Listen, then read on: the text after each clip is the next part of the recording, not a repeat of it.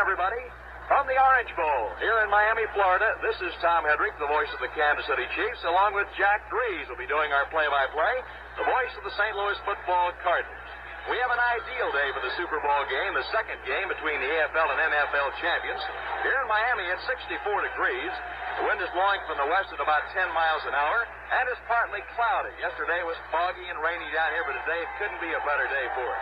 It's a sellout of 75,546 fans.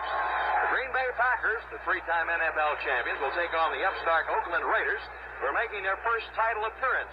They emerged triumphant this year with a great record of 13-1. Now, the Packers return to the AFL-NFL title game that they won from Kansas City last year, 35-10.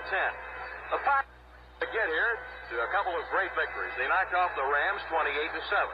And 2 weeks ago, they knocked off Dallas 21-17. In the final 5 minutes, Bart Starr took them 68 yards to pay dirt. Now, the Oakland Raiders have got the finest record ever in the AFL. They won 11 straight. And on the record, they had a 13-1 mark. They were noted for their outstanding defense. That showed in the championship game when they defeated Houston 40-7. Both ball clubs are noted for their strong defensive units and their winning quarterbacks. The Packers recorded a 9-4-1 record, and they're led by the strongest core of linebackers in pro football. Ray Nitschke plays the middle. Of course, in the front four, they've got people like Willie Davis, all-pro defensive end, and all-NFL tackle Henry Jordan. Back deep, Herb Adderley, Willie Wood, and Bob Jeter play with the best coverage men in pro football. The Oakland Raiders are a strong defensive team, probably stronger than the Kansas City Chiefs last year because of their speed and quickness at cornerback.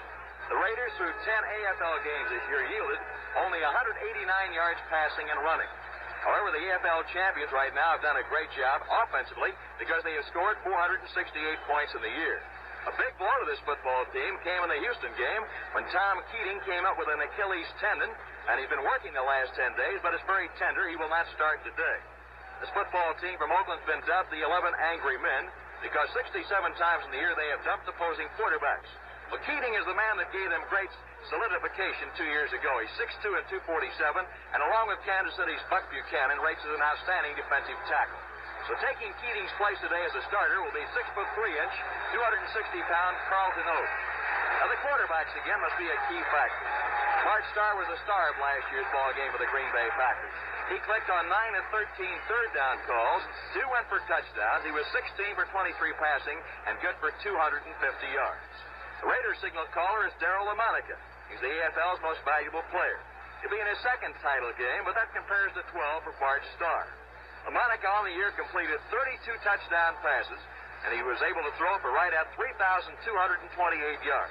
He's got the tools to be an outstanding pro quarterback, the size, the running ability in the arm, and the leadership qualities, but he's only been in a big ball game once before. The Packers rate is a 12 to 14-point favorite. The strength of their experience, the defensive platoon, they have 97 years compared to 48 for Oakland. Offensively, there's about 13 years difference altogether. They've got a great defensive unit, the Packers do. They've got a tremendous quarterback in Bart Starr, and of course, a highly inspirational leader in Vince Lombardi. We'll bring more color and lineups in just a moment.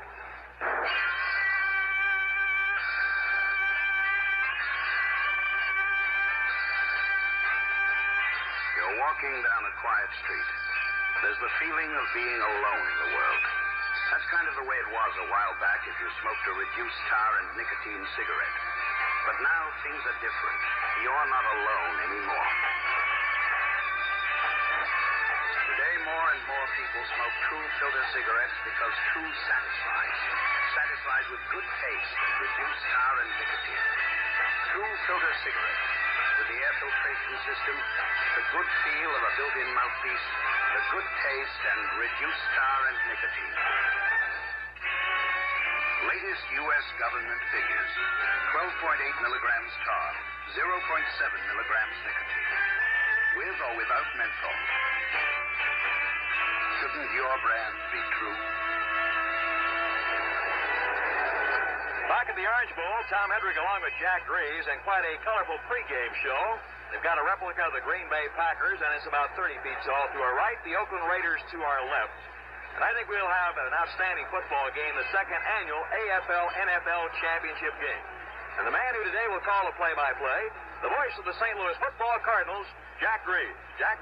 Thank you, Tom. And this is the first bit of ferocious confrontation we've seen. These two giant papier-mâché figures animated down there with smoke coming out of their nostrils, symbolizing the Packers and the Raiders. Indeed, these two teams coming into this game have bent over backwards to say nothing to irritate the other. Leading one wag to write in his column down here that the referee should be marrying Sam. Last year, Kansas City came into this ball game with a player designed to strike fear into the hearts of opponents, Fred Williamson, their defensive back, who was called the Hammer, but he didn't do much hammering against the Packers. This year, the center of attention has gone to big Ben Davidson, at close to 6 feet 8 and 275 pounds. He's a defensive end who got nationwide publicity for the one he laid on Joe Namath. And he has been billed as the big bad man in this game today. But it's been curious that the Packers have not singled out Mr. Davidson as they did not single out Mr. Williamson last year. And it's been nothing but complimentary marks from one to the other as the teams train for this confrontation today. It'll be interesting to see how Green Bay treats Mr. Davidson. Last year, the terror in the line, really, all press notices going to the Hammer notwithstanding, was Buck Buchanan. And the Packers went right at him, ran their running game right to him, and did it successfully. Now, this year, they may elect to utilize their attack in the direction of Ben Davidson, and this might be a factor in favor of the Pack, because Ben Davidson, a noted pass rusher, is labeled as somewhat weak on the runs. The Oakland Raiders, underdogs in this event today, Tom, have been getting a lot of free coaching from the newspapers, who seem to be unanimous that the way they can beat the Packers is to exercise ball control, namely through shooting a running game at them, and they have two fine runners in Pete Banaszak and Hewitt Dixon, and to limit themselves to short passes. Well, this is always very nice in print, but in the course of a ball game, it's sometimes a little difficult to come by.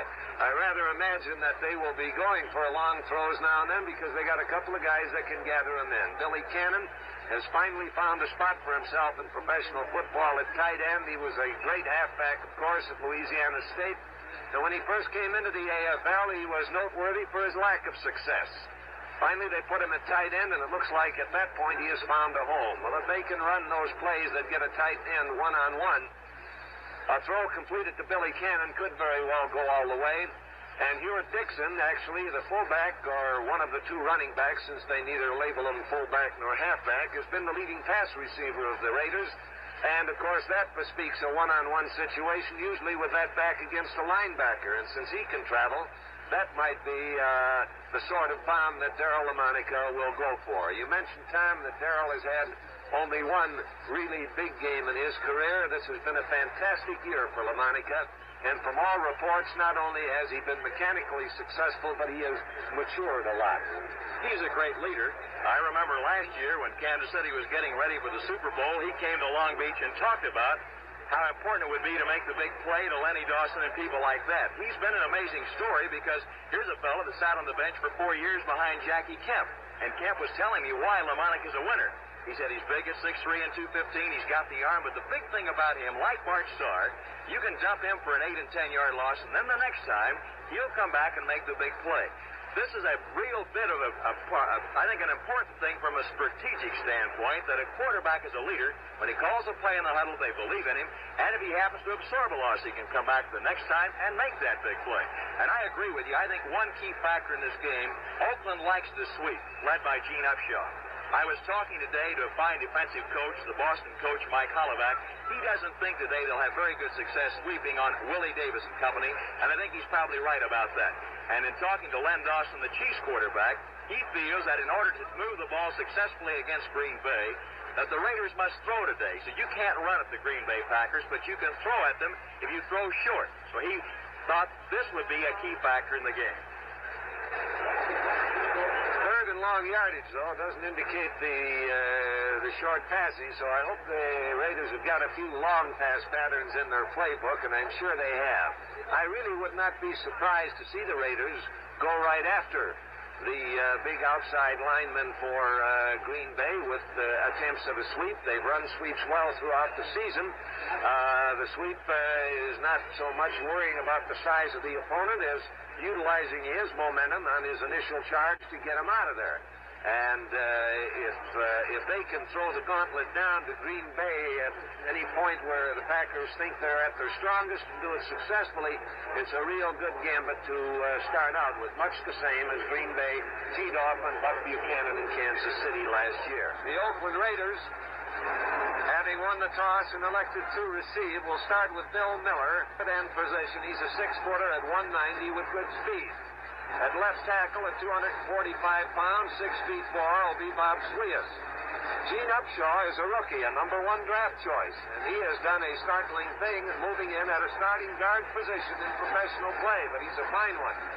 He's 6'5", 255 pounds, is a lead man on the sweeps, and does a great job of blocking. Jim Otto is at center. He has a peculiar distinction of having number 00. And I'll guarantee you, when you get an odd number like that, you better be good because you're singled out, and he is. Jim Otto holds the distinction of being the only man to make every single all-pro team in the American Football League since its inception. 1960 on, Jim Otto has been the all-league center, and he is again this year. Wayne Hawkins will start at right guard. He's 6 feet tall, weighs 240 pounds. Harry Shue at 260 is at right tackle. And Billy Cannon is at right end. Darryl DeMonica will be the quarterback. And we talked about these backfield members pretty much. Pete Banasek at left halfback came in when Clem Daniels was injured and has more than won himself a berth. Ewart Dixon, a fine fullback. And Fred Biletnikoff of Florida State, who will have quite a local rooting section here, will be the flanker back. Interesting note, backing up Fred Biletnikoff at the flanker position is Rod Sherman, a rookie who holds the distinction of being the last player signed during the existence of the war between the leagues. Now, the Green Bay Packers are being introduced out on the field, and they are going to start on defense. Willie Davis at left end, Ron Kostelnik at left tackle, Henry Jordan at right tackle, and Lionel Aldridge at right end. I think it's worthy of note that this is the starting lineup that started against Kansas City a year ago, so there have been no upheavals in their defensive ranks.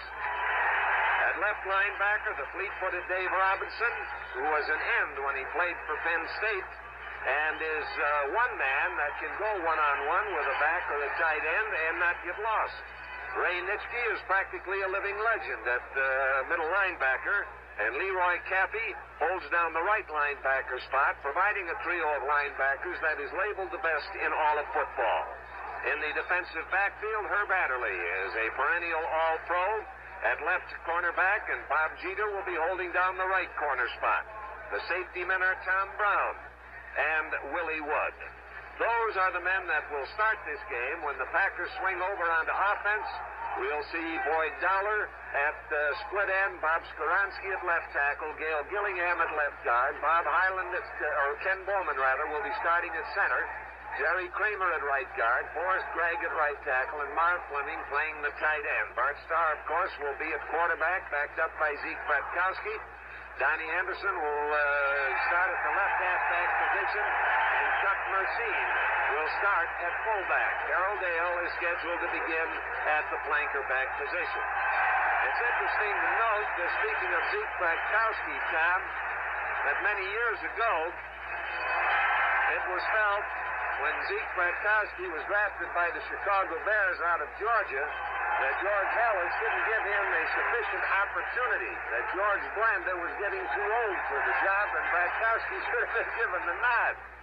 Well, Bratkowski is having his 12th year in the National Football League right now, which gives you an indication of how far back we reached to get into the history of George Blanda, who does the field goal and extra point kicking for these Oakland Raiders, and who is now spending his 18th year, or finishing his 18th year, in the NFL.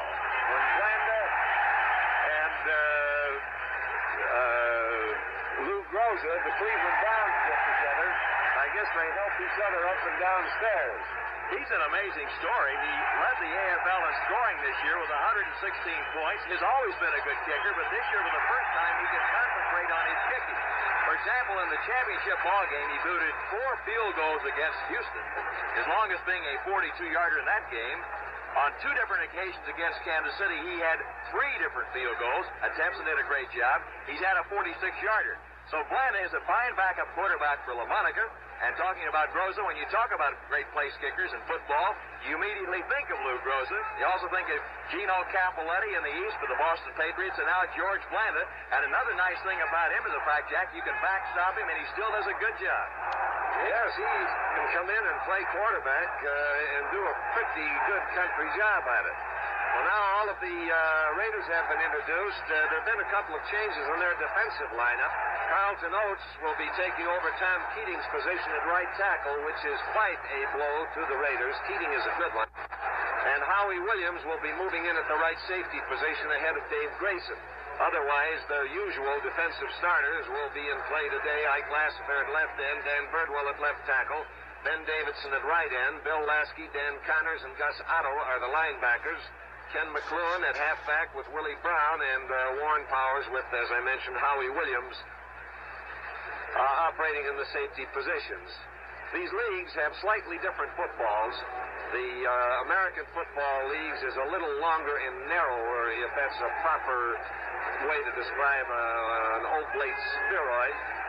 But when the Raiders have the football on offense, they will use the American League ball, and the National League ball will be brought in when the Green Bay Packers are on offense. The captains have finished their meeting at the center of the field. They have indicated to the crowd the toss of the coin and the fact that Oakland won it and will receive. So Green Bay will kick off to Oakland, and Oakland, of course, would be delighted if they could put the first score up on the board. And now the Raiders have finished with their sideline huddle. They're heading out onto the field to deploy into position to receive the opening kickoff. Dave Grayson, who wears number 45, and the fleet-footed Larry Todd, who wears number 22, are going down as the deep men for Oakland.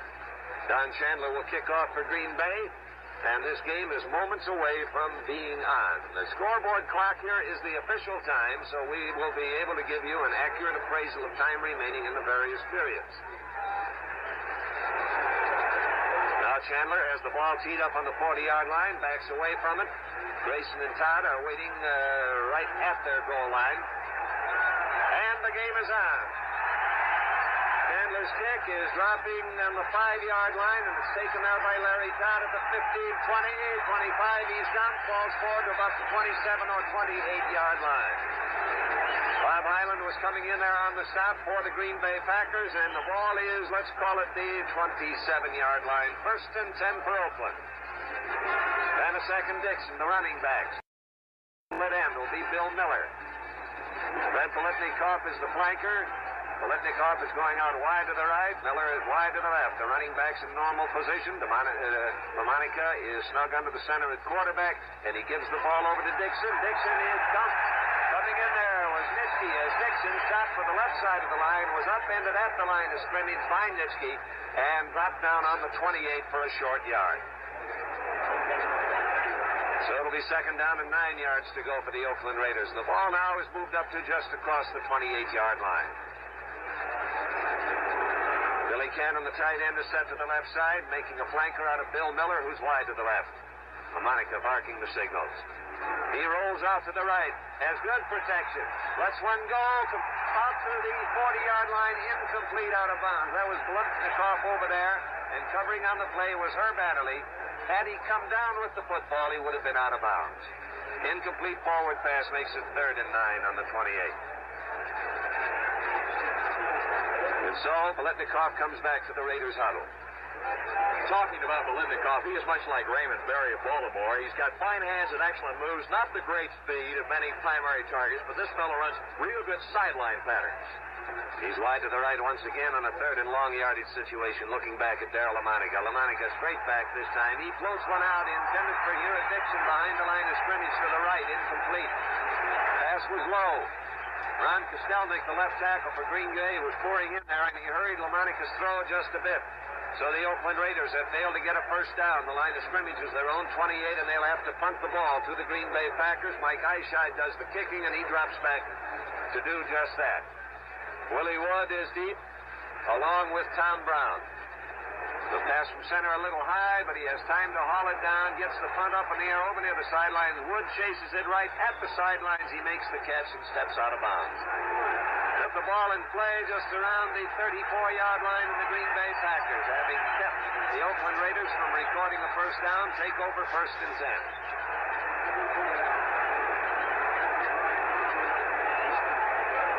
Donnie Anderson and Chuck Mercine, the running backs for the Pack.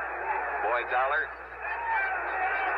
at the split end goes out to the left side, but is staying in snug. A single flanker is out. That's Carroll Dale out wide to the right. Off to Donnie Anderson. Anderson fakes to the right, then cuts back over the middle, gets that ball up to about the 38-yard line before the stop is put on him by Ike Lassiter, who's come in there. Call it the 39. It'll be 2nd and 5.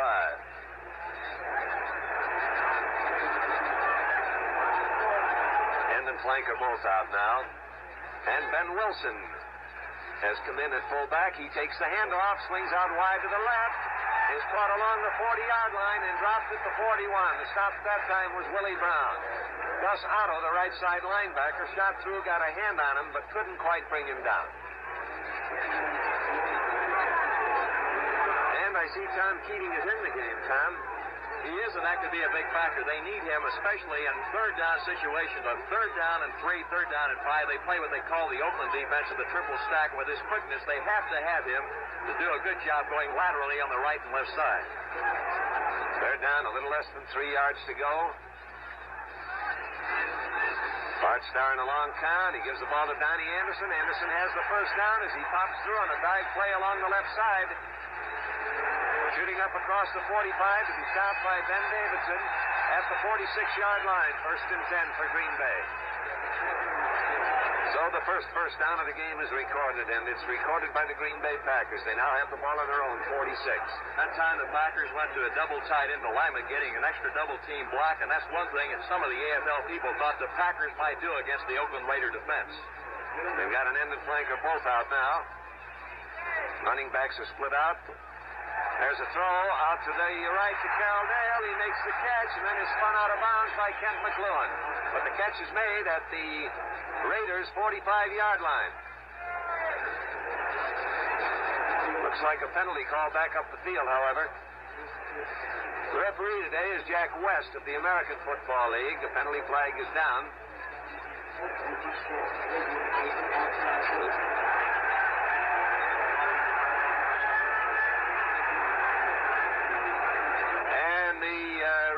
Were nipped on an illegal procedure, and the Packers declined it, taking the gain. They put the ball down on the Oakland 45-yard line, where it'll be 2nd down, about a yard and a half to go. And off to Ben Wilson. He bounces off as he's hit on the line of scrimmage, loses some ground, now fighting for that first down. Fumble. And was the whistle blown dead? That fumble was grabbed by Kent McLuhan, but I believe that the whistle had blown the ball dead before it was dislodged from the grasp of the ball carrier. And a first down is recorded. We were talking a moment ago about Keating. It was Keating who stopped fullback Ben Wilson, and again because of his great lateral pursuit, he's the man that made this Oakland Raider defense gel 2 years ago. He and McLuhan are their key men. McLuhan, I noticed early in the ball game, tried to cover the big fellow, Boyd Dollar, and it was good for a 9-yard gain. So it's 1st and 10 for Green Bay. They've got the ball now on the Raiders' 44-yard line. Carroll Dale goes out wide to the left. Boyd Dollar is in tight to the right side. And penalty flags go down as Ben Wilson takes the handoff, cracks right tackle. Picked up maybe a yard, but it looked like the Raiders came offside. However, Green Bay may have drawn them offside, so we have to wait and see. Referee Jack West surveys the scene, and the penalty is against Oakland. The Oakland Raiders offside Bart Starr has been going quite a bit to the long counts, suspecting that the Raiders might be a bit on the anxious and keyed-up side, and it's paid off twice. The last time, however, they declined the penalty since the gain was better. But now it's 1st and 5 on the 39.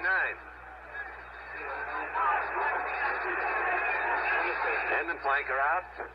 Bart Starr dropping straight back to throw. Has time to get it away, and pitches one to Mark Fleming, his tight end. Fleming is spun out of bounds on the left side down at the 31-yard line by Dave Grayson.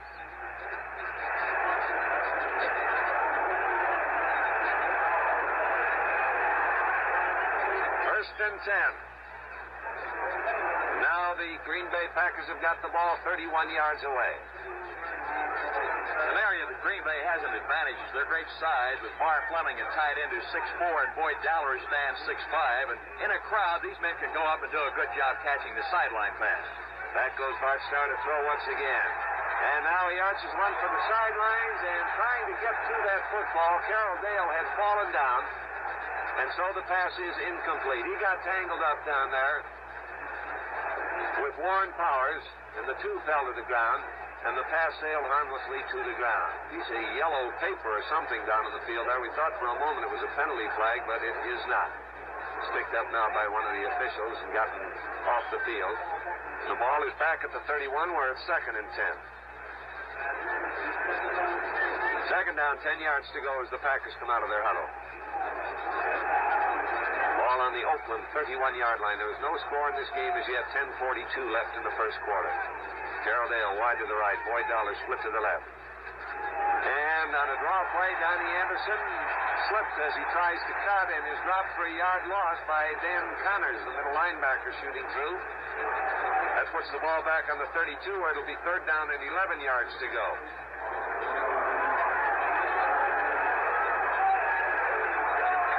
So, Bart Starr is looking at a 3rd and long yardage situation now. He's got the ball down on the Oakland Raiders' 32-yard line.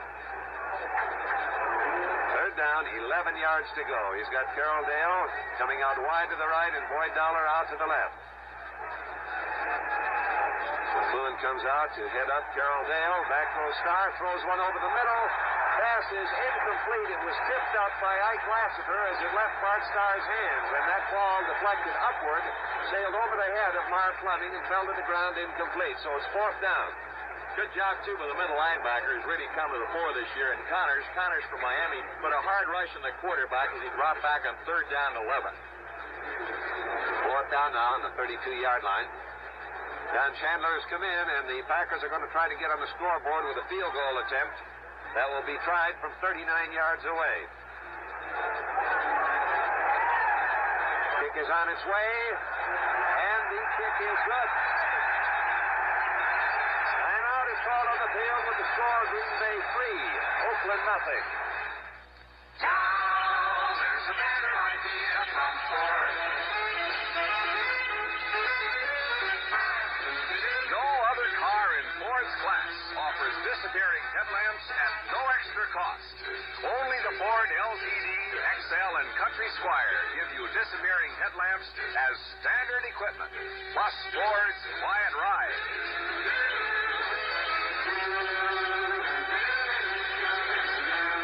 When Ford says better ideas, they just aren't kidding. Better ideas like strong die-cast grills that others in the same price class don't offer. Front disc brakes when you order power brakes. A fully synchronized manual transmission. The 68 Ford itself is a better idea. Quiet, strong, beautiful. A great road car. Drive one and see. Now there's a better idea from Ford.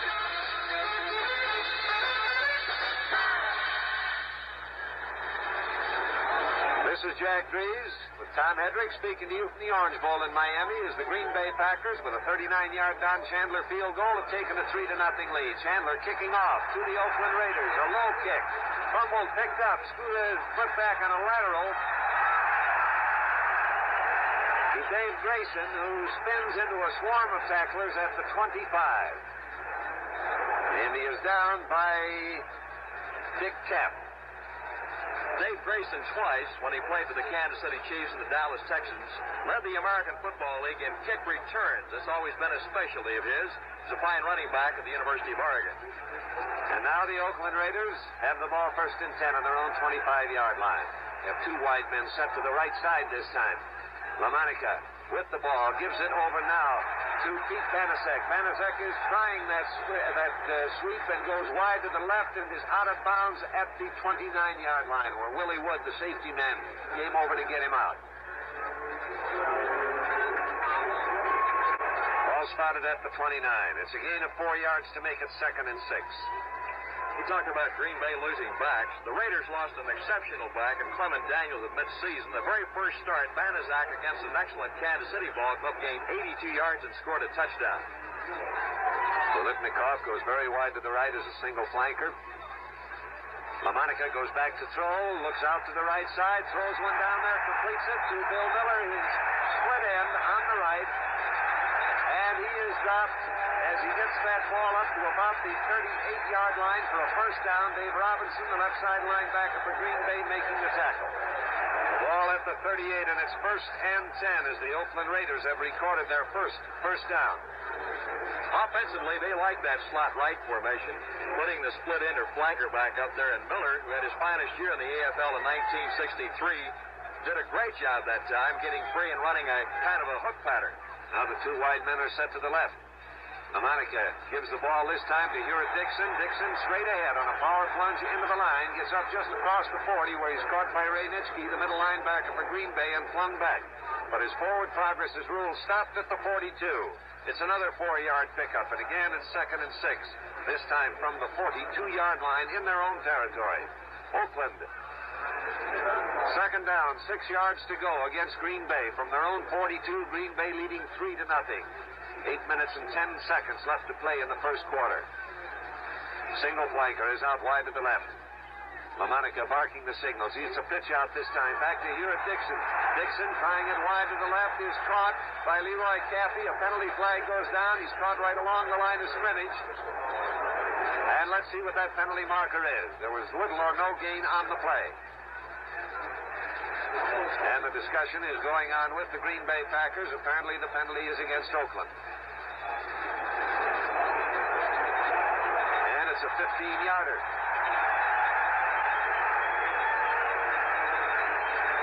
Jack West gives the signal, and it's a personal foul against Oakland, clipping. So 15 yards puts that ball back on the 26-yard line. So it's a total loss of 16 on the play. The penalty imposed from the spot of the foul. And it'll be 2nd down still, but 2nd down with 22 yards to go. Now they're on their own 26. LaMonica looks over that Green Bay defense. He has 2 wide receivers set to the right side. The bootlegs back to the left, throws up over the middle. The pass is incomplete, but a penalty marker goes down. The target was Bill Miller, the split end. Willie Wood was the defender. And the referee is indicating Ray Nitschke and saying that he pushed one of them, and it's a pass interference call against the Green Bay Packers, giving to the Oakland Raiders a first down on the 38-yard line. 1st and 10. Hold up for 10 seconds now for station identification. This is the CBS Radio Network. 590 on your Tri-Cities dial. WROW Music, Albany, New York.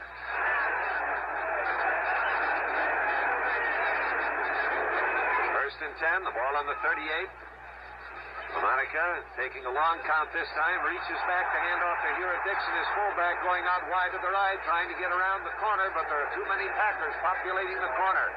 Bob Jeter and Leroy Caffey, the first of several to hit him and bring him down at the 41. It's a gain of 3. It'll be 2nd and 7. The score in the ball game is Green Bay 3, Oakland nothing. Don Chandler with a 39-yard field goal, putting the only score up on the board. Bolitnikov wide to the left and operating more as a slot back. Also wide to the left side is Bill Miller, the split end. The 2 wide receivers out to the left as LaMonica goes back to throw. Has the protection, arches one across the middle to Bill Miller. Miller makes the catch. It's intermediately, but he's got that ball in Packer territory at the Green Bay 46. Willie Wood making the tackle for Green Bay. time today that Bill Miller has been open has done a good job. Miller is a fellow that really has been kicked around the American Football League. Had his finest season with Buffalo in 1963 when he caught 69 passes and has done a great job this year for Coach Johnny Roush. First and 10 now on the Green Bay 46-yard line. LaMonica dropping back, then hands off to Hewitt Dixon, and Dixon trying to get around the bend again is hit this time by Lionel Aldrich, the right end for the Green Bay Packers, and stopped at the 48. That's a loss of 2 on the play. And so the Oakland Raiders are trying those sweeps that were powerful in their campaign through the regular season against the almost sweep-proof Green Bay Packers and have not been able to spring a man around the corner yet. But they are shooting for the strong spots to see if they can get through them. But now it's 2nd and 12 on the 48. They're in Green Bay territory. 2nd and long yardage. A blitzing down. Let's see if Green Bay does that. They're rushing only with the front four, and it's a pretty good rush. LaMonica has to run out of the pocket to the right. He throws. The pass is incomplete. Willie Wood getting over there to break up the play. Pete Banasek, the running back, was the target on it. He was hit as he went for the football and couldn't hold on. So it's still on the 48-yard line, 3rd and 12. You noted a fine rush was put on by Davis, the defensive left end, and then the quarterback had to roll to his right. And the thing that LaMonica does very well, he's a good scrambler. He was known in the AFL for 2 years as a possession-type quarterback and a good runner. And as he went to his right that time, he does what he likes to do in this situation, throws a circle or swing pass to either Hugh Dixon or Pete Banaszak. Split end and flanker both out to the right side. Dixon and Banaszak, the running backs, they move out to the right now as LaMonica goes back to throw, and LaMonica let one get away. He shot it out to the right flat, intended for Hewitt Dixon, but it sailed about 5 feet over his head. Henry Jordan, the right tackle for the Green Bay Packers, was coming in there quite rapidly toward Darryl LaMonica, and it may have been a factor in the inaccuracy of the pass. But it runs Oakland out of downs, too far away for a field goal attempt. Mike Eichscheid goes back into punt formation. Tom Brown is waiting back there along with Willie Wood for the punt. Eichscheid puts one high in the air. Willie Wood drifts over near the sidelines for it, lets it bounce on the 5, but with great sticking accuracy by Mike Eichscheid, it goes out of bounds on the 3. Tom, that's one of the things that Mike was noted for. Timeout is called on the field with the score Green Bay 3 and Oakland nothing. Most people think of household finance only as a lending company. That's not surprising, considering that HFC has been making consumer loans since 1878. But household service to the people goes far beyond lending. Over 700 colleges and universities are using an HFC subsidiary, Education Funds Incorporated, to help thousands of young men and women meet the cost of higher education. HFC also provides shoppers with better values through more than 4,600 franchised or company-owned retail stores bearing such well-known names as Barker Brothers, Scott's, Ben Franklin, Huffman & Boyle, Coos Brothers, and more. Even the head of lettuce in your refrigerator may have been cooled in a plant of City Products Corporation, an HFC subsidiary.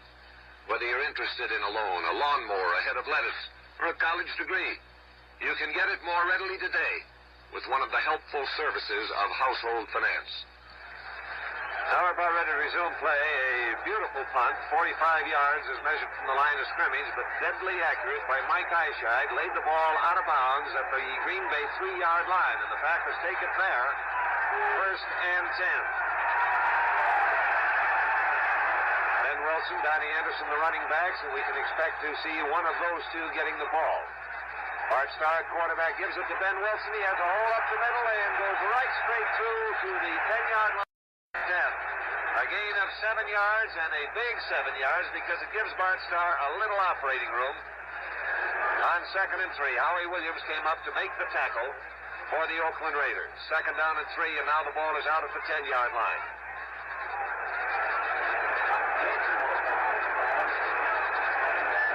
Carroll Dale goes out wide to the left side as a single flanker. Boyd Dollars come in to play a tight end on the right side. Hand off to Donnie Anderson. Donnie Anderson again with good line blocking, has a hole to the left. The secondary closed it up in a hurry as he went over left guard to take the ball to the 13-yard line. Tom Keating making the tackle for the Raiders. Now let's see whether or not it's enough for a first down. and 10. Always a remarkable thing about the Packers is the way they quickly get off that football. And fundamental tackling, fundamental blocking, this team is so sound. In those last two games, the guards looked exceptionally sharp and quick, and Gail Gillingham and Jerry Kramer. Now they're ready to go with Bart Starr dropping back to throw a forward pass. Out to the left it goes. Completes to Carroll Dale. Carroll Dale is spun out of bounds along the sidelines by Willie Brown, the right cornerback, but not until he had taken the ball up across the 30-yard line. Ball just across the 30. It's a first down for Green Bay. So the Green Bay Packers, starting out in the hole on their own 3-yard line, have chalked up 2 first downs on this drive and are out now in far better field position, with ground available to call on their full repertoire of plays. And the handoff is to Ben Wilson. Wilson again with a fine block, cracks off left tackle, and shoots through across the 35 to be dropped on the 36 by Dan Connors, the middle linebacker for Oakland. So it's a 6-yard pickup, and it's 2nd and 4 on the 36-yard line. Green Bay getting very sharp line blocking. They're blocking right straight ahead. These are not pulling plays, but wedge blocking, and they are opening holes. End and flank are both out, with Carroll Dale set very wide to the right, Dowler out to the left side. 2nd down, 4 yards to go. And this time Donnie Anderson on a cross buck, starting from left halfback, cracks just to the right of center, and gets the ball out to around the 40, where Dan Connors was there again to bring him down. The ball just across the 40-yard line. That's very close to a first down, and they're going to bring the chains out now to measure. At a press conference the other day, Vince Lombardi talked about Donnie Anderson. He thinks he has done a tremendous job. He thinks he's an outstanding pass catcher, good athlete, and it's a first down for the Green Bay Packers, the 40. He said he's played under a lot of pressure because of the big bonus he signed for, but he is considering next year going to what he calls a 3-back backfield. And he said this is because he's got great outside speed, and Elijah Pitts will not play today, and Anderson, who he thinks can be a split end. I'd like to be under the pressure of getting that kind of bonus, Tom. You and me both. Pressure I could live with. Carroll Dale goes out wide to the left. He's single flanker. Boyd Dowler split a bit. Now he tightens up on the tackle on the right side. He's about 2 yards away from the tackle. Quick throw over the middle. Juggle there and falls to the ground incomplete. Going for Mark Fleming, the tight end. It was a quick pop over the middle. Fleming had the ball in his hands but was juggling it. And when it finally dropped, it ruled an incomplete pass because he was never in possession of control. And one of the Raiders was shaken up on the play on the collision with Mark Fleming. That's Warren Powers, the left safety. So timeout is called on the field with the score, Green Bay 3, Oakland nothing. Roger Bird has come in to replace Warren Powers at the left safety position, as Powers is being assisted to the sidelines. He doesn't appear to be injured, but pretty well knocked out. It's a very groggy Warren Powers that makes his way to the bench with the assistance of a teammate and a trainer. But now play is about to be resumed with that incomplete pass. It is 2nd down and 10 yards to go for Green Bay at their 40-yard line. Have 3 minutes left to play in the first quarter of the game, with Green Bay out in front 3-0. This is Jack Drees with Tom Hedrick speaking to you from Miami, and it's the Super Bowl game, the champions of the American Football League against the champions of the NFL, the Green Bay Packers. Bart Starr. If he goes back to pass, gets away from the tackler and is running with the ball across the 50, down at the 45-yard line, and it'll be first down for Green Bay. Ben Davidson was in there on a big storming rush. And he banged into Starr, but Starr bounced off him, then rolled out to the left and went angling down near the sidelines to take the ball down to the Oakland 45-yard line. That time it looked like a stunt might be on because Ben Davidson came to the inside. Keating was to go to the outside, and Starr scrambled that time around the left end and got that 15-yard pickup. End and flank are both out. Green Bay 1st and 10, 45 yards away from the Oakland goal line. The handoff is to the fullback, Ben Wilson. Once again, that wedge blocking up the middle, springs the hole, and Wilson straight ahead takes that ball down to the 39-yard line. Dan Connors, the middle linebacker. Dan Birdwell, the left tackle, combining to bring him down. The Green Bay Packers offensive line is really blowing out of there. Ken Bowman at center, Gail Gillingham and Jerry Kramer at the guards, Bob Skoronsky, Forrest Gregg at the tackles, and they're doing quite a job. Second down, 4 yards to go. The ball on the Oakland 39. Handoff this time to Donnie Anderson. Donnie Anderson squirts through the line and takes it down to the 35 where Tom Keating, the right tackle, shifted over to the left side as he pursued the ball carrier and brought him down. So now the ball is at the 35. Just short of a first down. If they get to the other side of the 35, they'll have a first down. It's about a foot to go.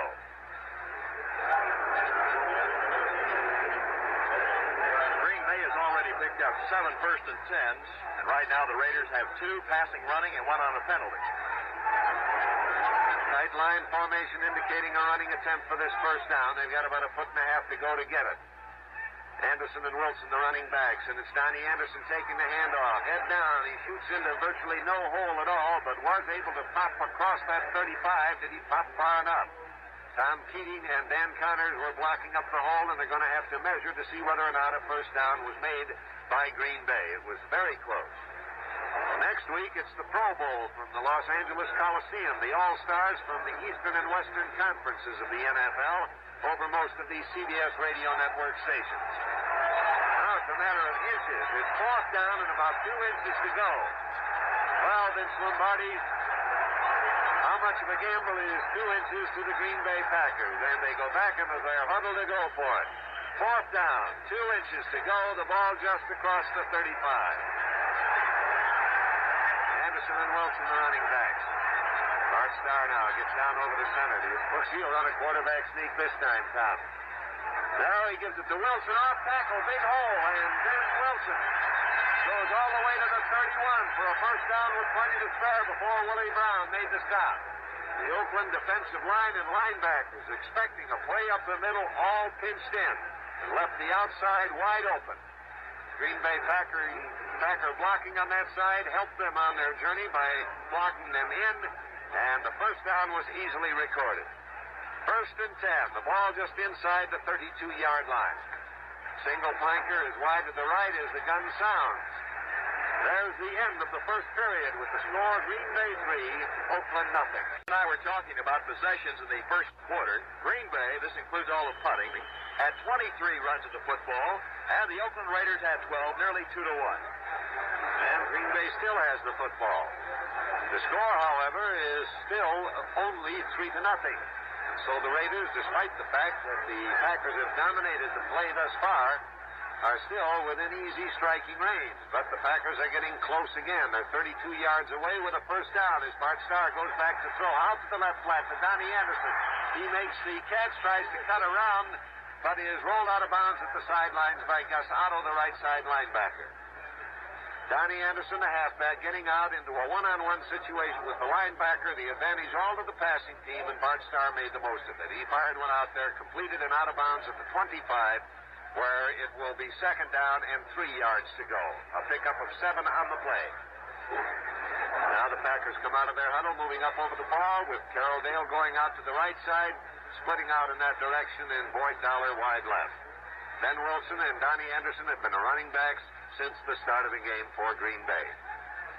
Again, the long count by Bart Starr. He gives the ball to Ben Wilson. Wilson has that hole off back into the left once again and plows down inside the 15-yard line before Willie Brown made the stop.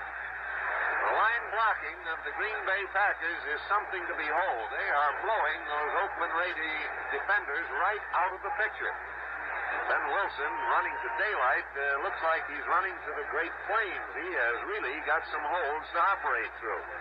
So that puts the ball now at the 14. It's first down, 10 yards to go from 14 yards away. Now is Bart Starr ready to go. He's tugged behind his center, Ken Bowman.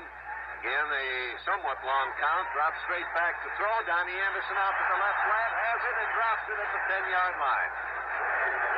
That's the time when receivers drop passes when they're all alone, as Donnie Anderson was. And so sure that they're going to catch the pass that they begin to look too soon to see where the defenders are. And taking their eye off the ball that split second early, it goes in and out of their hands. A moment ago, he got a 7-yard completion on it, throwing the ball in the far flat to Anderson. That time he came back with it again. That's one of the many reasons Bart Starr is a winning quarterback. He files away information, comes back with it when he needs it, and that time Donnie simply dropped the ball around the 10. Second down and 10 yards to go from 14 yards out. Single flanker is out this time. Wide to the right. Running backs in normal position. Starr back to throw once more. He's rushed. Caught. The Raiders have come through to nail Mark Starr. And they've got him back around the 24-yard line. Ike Lassiter coming in from left end, and Tom Keating the right tackle. Stormed in there and got Mark Starr down. The contact established at the 24-yard line. A loss of 10. It'll be third down and 20 yards to go.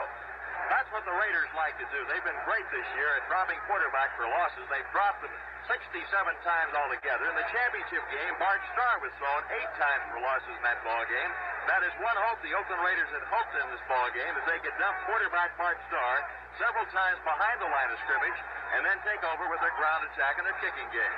That should have a great psychological effect on Oakland, too. I'm sure they were beginning to think they could do nothing against these Green Bay Packers, but that time they did it and did it beautifully. Third and 20. Starr going back to throw. Up the middle, and he passes complete to his tight end, Mark Fleming, who gathers it in at the 13-yard line and is downed immediately by Roger Bird. So it'll be a field goal attempt by Don Chandler. For it is fourth down and 9. He'll be kicking from the 20-yard line. They haven't spotted it yet, but the almost standard distance of field goal attempts is 7 yards behind the line of scrimmage. And so, while Green Bay has been dominating Oakland, they have not put across 6 points on them. For the second time now, they must settle for a field goal. A 20-yard attempt. There's the snap. Ball down, kick on its way, and it is radar right down the middle. Timeout is called on the field with the score, Green Bay 6, Oakland nothing. To a hiker, it's a longer walk to the ladies.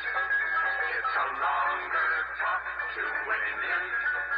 It's a longer tent to a smoker. Longer tent. Deluxe Lane Kent. It's longer. Deluxe Lane Kent. Much longer. Deluxe Lane Kent. Miles longer. More taste, fine tobacco. To a singer. It's a longer note to a villain. It's a longer float to a bloodhound. It's a longer scent to a smoker. Longer tint. Now there's another great Kent. New Deluxe Length Kent. Longer than king size. Gives you more taste, more fine tobacco. Now long cigarette smokers can say, to a smoker, it's a Kent. And now we're ready for the kickoff. Green Bay's Don Chandler has the ball teed up at the 40-yard line. Dave Grayson, Larry Todd are the deep men. Chandler puts it high in the air. Wind at his back now.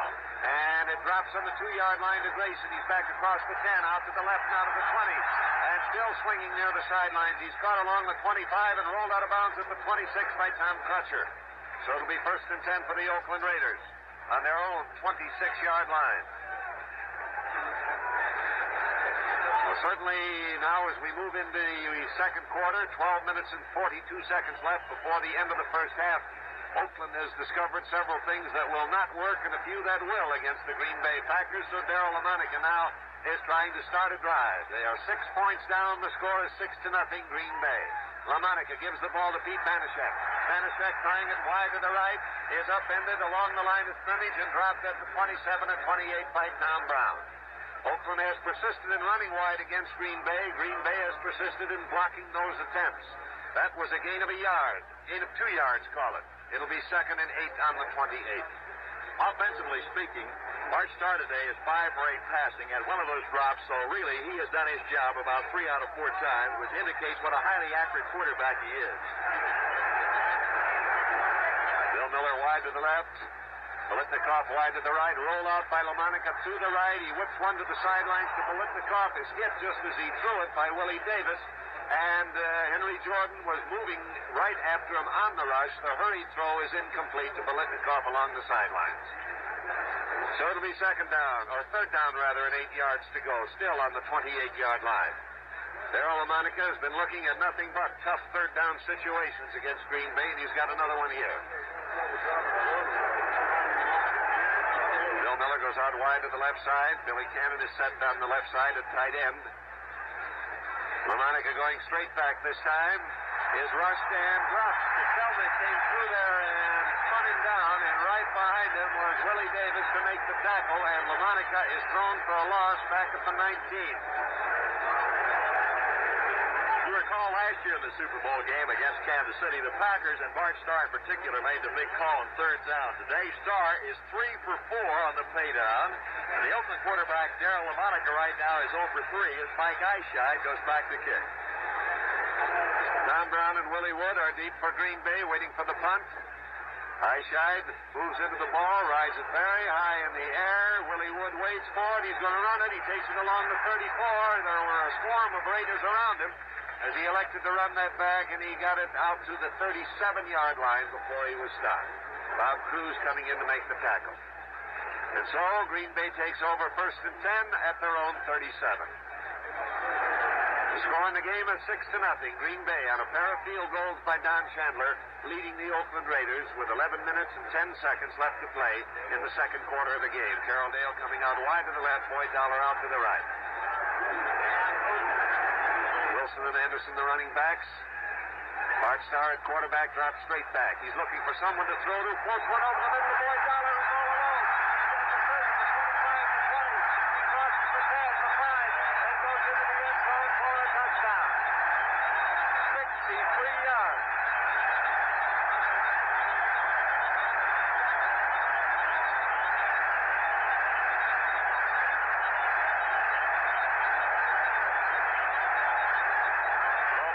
Time today, the Oakland secondary was roundly fooled on that play. And Boyd Dollar got behind into an all-alone situation. There wasn't a defender within 10 yards of him when he caught that pass, and he ran the rest of the way for the touchdown. And now Don Chandler will try for the extra point. Waiting for the snap. There it is. The kick is on its way, and the kick is good. Timeout is called on the field with the score. Green Bay 13, Oakland nothing. Right now, do you have a problem with bills, installment contracts, or other money obligations that have gotten just a little out of hand?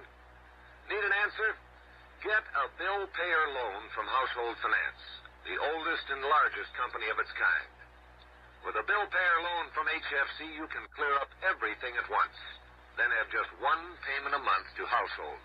That's lower than the monthly total you're now paying. Household recommends never borrow money needlessly. But when you need money to pay bills, clear up installment contracts, or meet other money obligations, get a bill payer loan from the company that tells you in advance what your loan will cost. The company that says, before you sign on the dotted line, know what your loan will cost. That's HFC Household Finance, where every year over 2.5 million people borrow with confidence.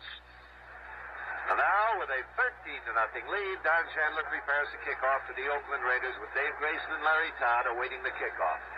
10 minutes and 50 seconds left to play in the second quarter of the game as Chandler rides into the ball, sends it on its way. Todd moves over, takes it on the goal line, out to the 5. There's the 10. He's across the 15, gets out to the 20, bounces into the first Green Bay Packer, and is dropped. Island coming in to make the tackle, and it'll be 1st and 10 for the Oakland Raiders on their own 22-yard line.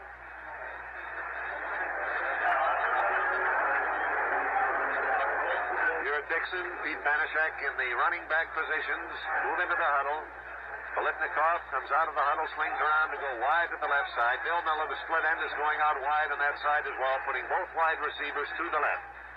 Ball on the 22-yard line, 1st and 10. LaMonica gives the ball to Banashek. Banashek on a cross butt, hits the right side of the Packer line, finds a hole there, and finally is stopped by Dave Robinson as he gets that ball out to the 27, 28-yard line. Ball placed down at the 27, a pickup of 5. It'll be 2nd and 5. Kind of interesting to note that Green Bay has picked up 10 1st and 10s. The Raiders have 3, but Starr passing again today has been a big factor in the first half. He has gone 6 for 9.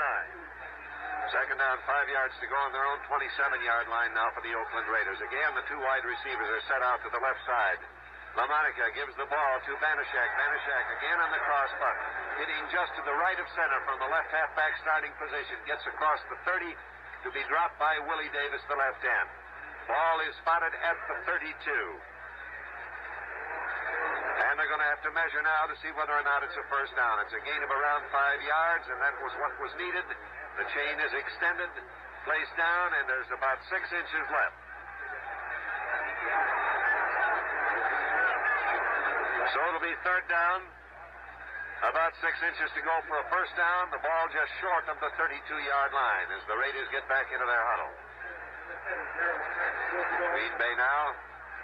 Defense set. Moves up into a tight line formation. Ready to block up the middle. Ray Nitschke overshifting a little bit to the right. The linebackers favoring their right side. The handoff is given over to Dixon. He has the first down as he gets a nice block on the corner and cuts inside the corner man. Takes the ball to the 40-yard line before Willie Davis, the left end for Green Bay, was able to catch it.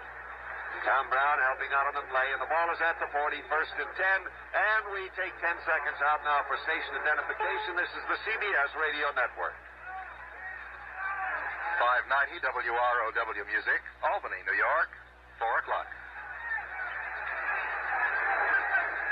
Ready to go now. LaMonica taking the snap from center, throwing a quick pass to Biletnikoff out on the right flat and nailed immediately by Herb Adderley, who pile drives the shoulder into him but couldn't dislodge the football. And the gain is at the 44-yard line. So it's a pickup of 4 yards, second down and 6. Oakland's ball on their own 44. The score in the ball game is 13-0 Green Bay with a little less than 8.5 minutes to play in the second quarter. The Oakland Raiders in their huddle. Biletnikoff going out wide to the left. Both wide receivers are set out there. Bill Miller, the split end, playing in a slot position on the left side as well. And suddenly the Oakland Raiders stand up and get into a discussion with Jack West. Tom? I think the center, Otto, that time had a lot of perspiration on his hands. He wanted somebody to do something about the football and get a new ball in there. That's exactly what's happened. And it's kind of interesting to note one of the defensive players, Dan Birdwell, used to be a center in this league, but had a perspiration problem on his hands and had to be made then a defensive lineman. Now they're ready to go with a dry, fresh football. Again, the split end and flanker are both set out to the left side. LaMonica going back to throw. He arches one up the middle, and it's a fine grab down there at the 40-yard line by Bill Miller in Packer territory. Dave Robinson, Willie Wood combining on the tackle. But he caught that one in a crowd and came down with the football on the Packer 40, and it's another first down for Oakland. And Oakland, for the first time in this ball game, is putting something together. It's noteworthy that they quit running wide. Their running game has been from tackle to tackle and cross-bucking just to the right or left of the middle of the line. And that running game has been gaining, and it's been setting up their passing game, and they now have it first and 10 on the Packer 40. Hendon flanker out to the right side this time. Bootleg by LaMonica. Screen pass. Gets it to Dixon. Dixon drops the ball, and it is an incomplete pass. Ron Kostelnik was over there covering on the play. Dixon, however, was not hit by Kostelnik. As he caught the ball, he started again to look around to see where the defenders were, taking his eyes off the ball a moment too soon. Incomplete. Second and 10 on the 40.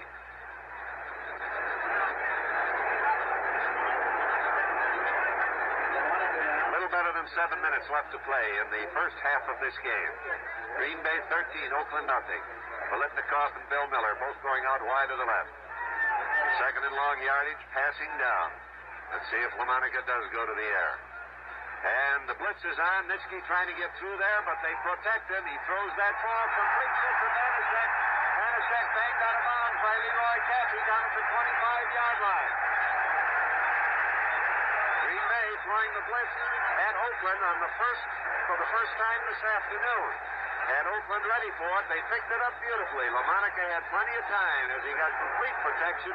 Threw the ball to his running back, Pete Banaszak, and it's first and 10 on the 25. Probably thing they'll resort to right now, but Oakland likes to do that. They like to swing past the halfback and run one-on-one on the linebacker, and Banaszak has got fairly good speed. And then flanker both out. Handoff this time to Banaszak once again. Banaszak again on that crossbuck, which has been effective against Green Bay in the second quarter.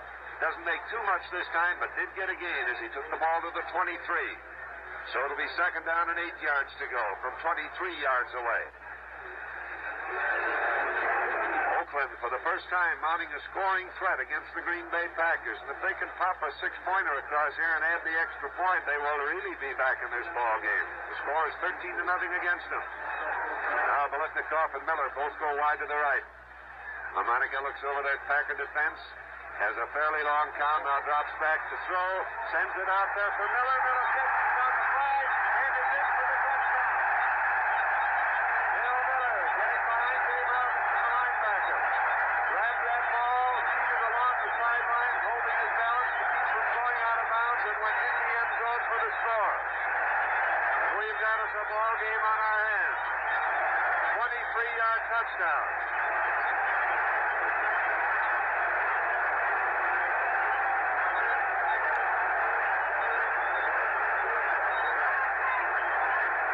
George Bland on the try for the extra point. LaMonica holds. The kick is on its way, and the kick is good. Green Bay 13, Oakland 7.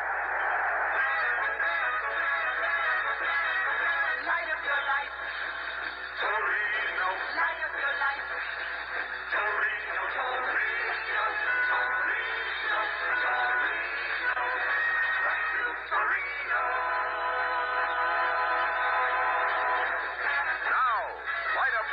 With Ford's newest bright idea, Torino. Torino, 6 new luxury models, including hardtops, sedans, and convertibles that come with a full 116-inch wheelbase. Torino, with its longer wheelbase.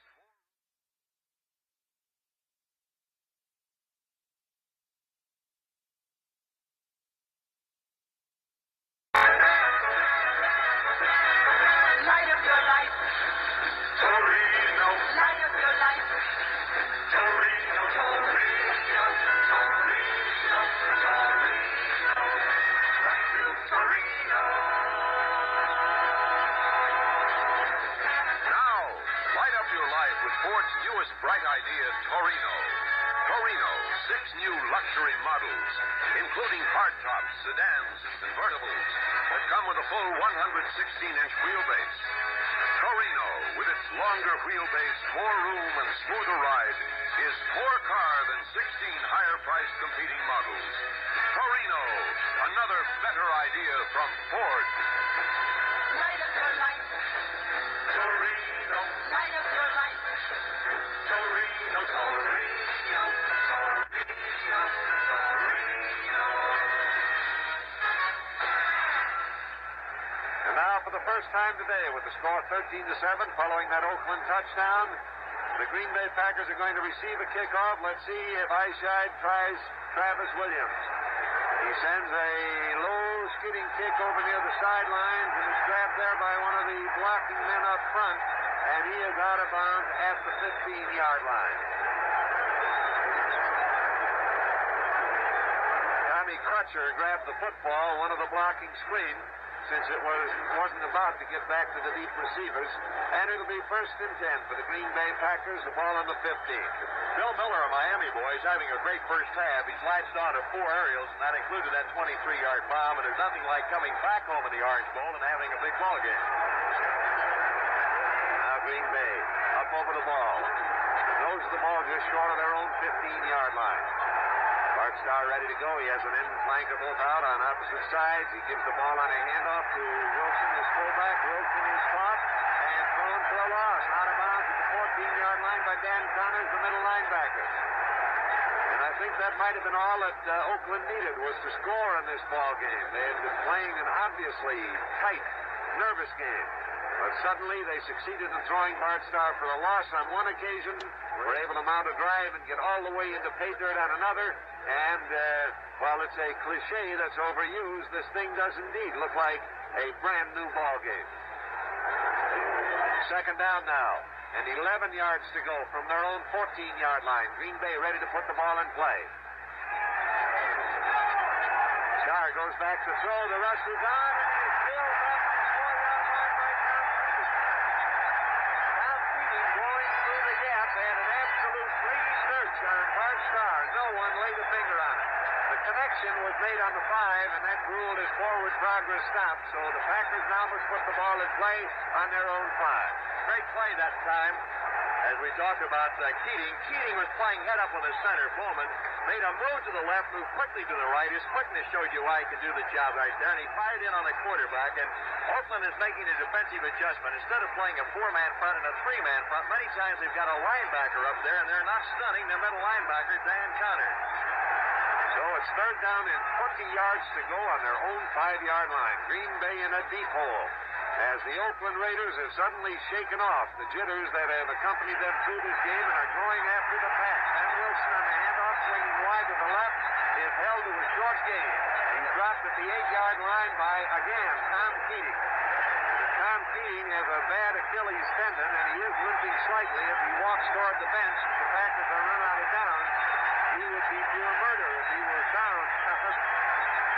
Ball at the 7-yard line, 4th down. And Green Bay will have to punt. Donnie Anderson will be deep in his own end zone to handle that chore. The deep men down for the punt. Roger Bird, number 21, and the tight end Warren Wells, or the split end Warren Wells, number 81. Donnie Anderson deep in the outer reaches of the end zone. Gets the pass from center, puts a beauty high in the air, spiraling it out, and it's taken on the Oakland 49 by Roger Bird. On his run back, he gets it down to the Green Bay 40 before he's nailed by John Rouser. And so the Oakland Raiders take over again in great field position. That's what Bird does. He's not a fancy type punt return man. He catches the football. He doesn't go to the outside. He runs straight at you. And they were able to average 12 and 6/10 of a yard per run back this year. By far the best average in the AFL. So the Oakland Raiders, 40 yards away, have it 1st and 10. Both wide receivers are set to the right side. Dixon and Banishak are the running backs, and Banishak takes this one. He's trying to sweep, and is caught along the 40-yard line by Ray Nitschke. Nitschke, the middle linebacker, chasing out on the play. Got to the ball carrier and dropped him along the 40-yard line. Virtually no gain on the play. It's 2nd down, about 9.5 yards to go, still on the 40-yard line, and I suspect that Oakland ran that play at Green Bay just to keep them honest on defense, because it has not been working against the Packers. Their stuff between the tackles has been the running plays that have gotten them the yardage. And now they have both wide men set to the left on a 2nd and long yardage situation. LaMonica goes back to fake the pass. It's a draw, however, and Dixon with the handoff cuts to the left side, bounces off the first tackler, tries to cut back, but is dropped on the 39. Stop made by Tom Brown, number 40, and Ron Kostelnik, the left tackle. So the ball now is at the 39-yard line, where it's 3rd down and 9 yards to go. 3 minutes and 12 seconds left to play in the 2nd quarter of the game, with Green Bay in front 13-7. And the Oakland Raiders have the ball 39 yards away on a big 3rd down situation for Darryl LaMonica. Both wide receivers set to the right side. An obvious passing down, and LaMonica goes straight back. He's getting good protection once again. Throws the ball up the middle too high. The target on that one was Dixon, his fullback, but it went over his head and on beyond into the ground, incomplete. So it's 4th down, and in comes George Blanda. They'll be trying a field goal, and this one will be a field goal attempt from 46 yards away.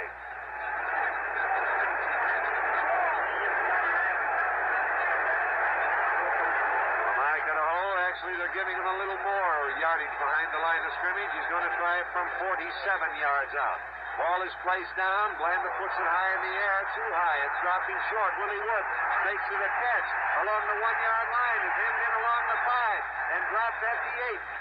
Willie Wood must have thought the backspin on that ball would have kept it from bouncing into the end zone, where it would have been 1st and 10 on the 20, because the kick was overly high and was dropping almost straight down with the wind against the kick, and so he grabbed it on the 1, brought it out to the 8-yard line, and the Packers in a hole once again, take it over 1st and 10 at that point.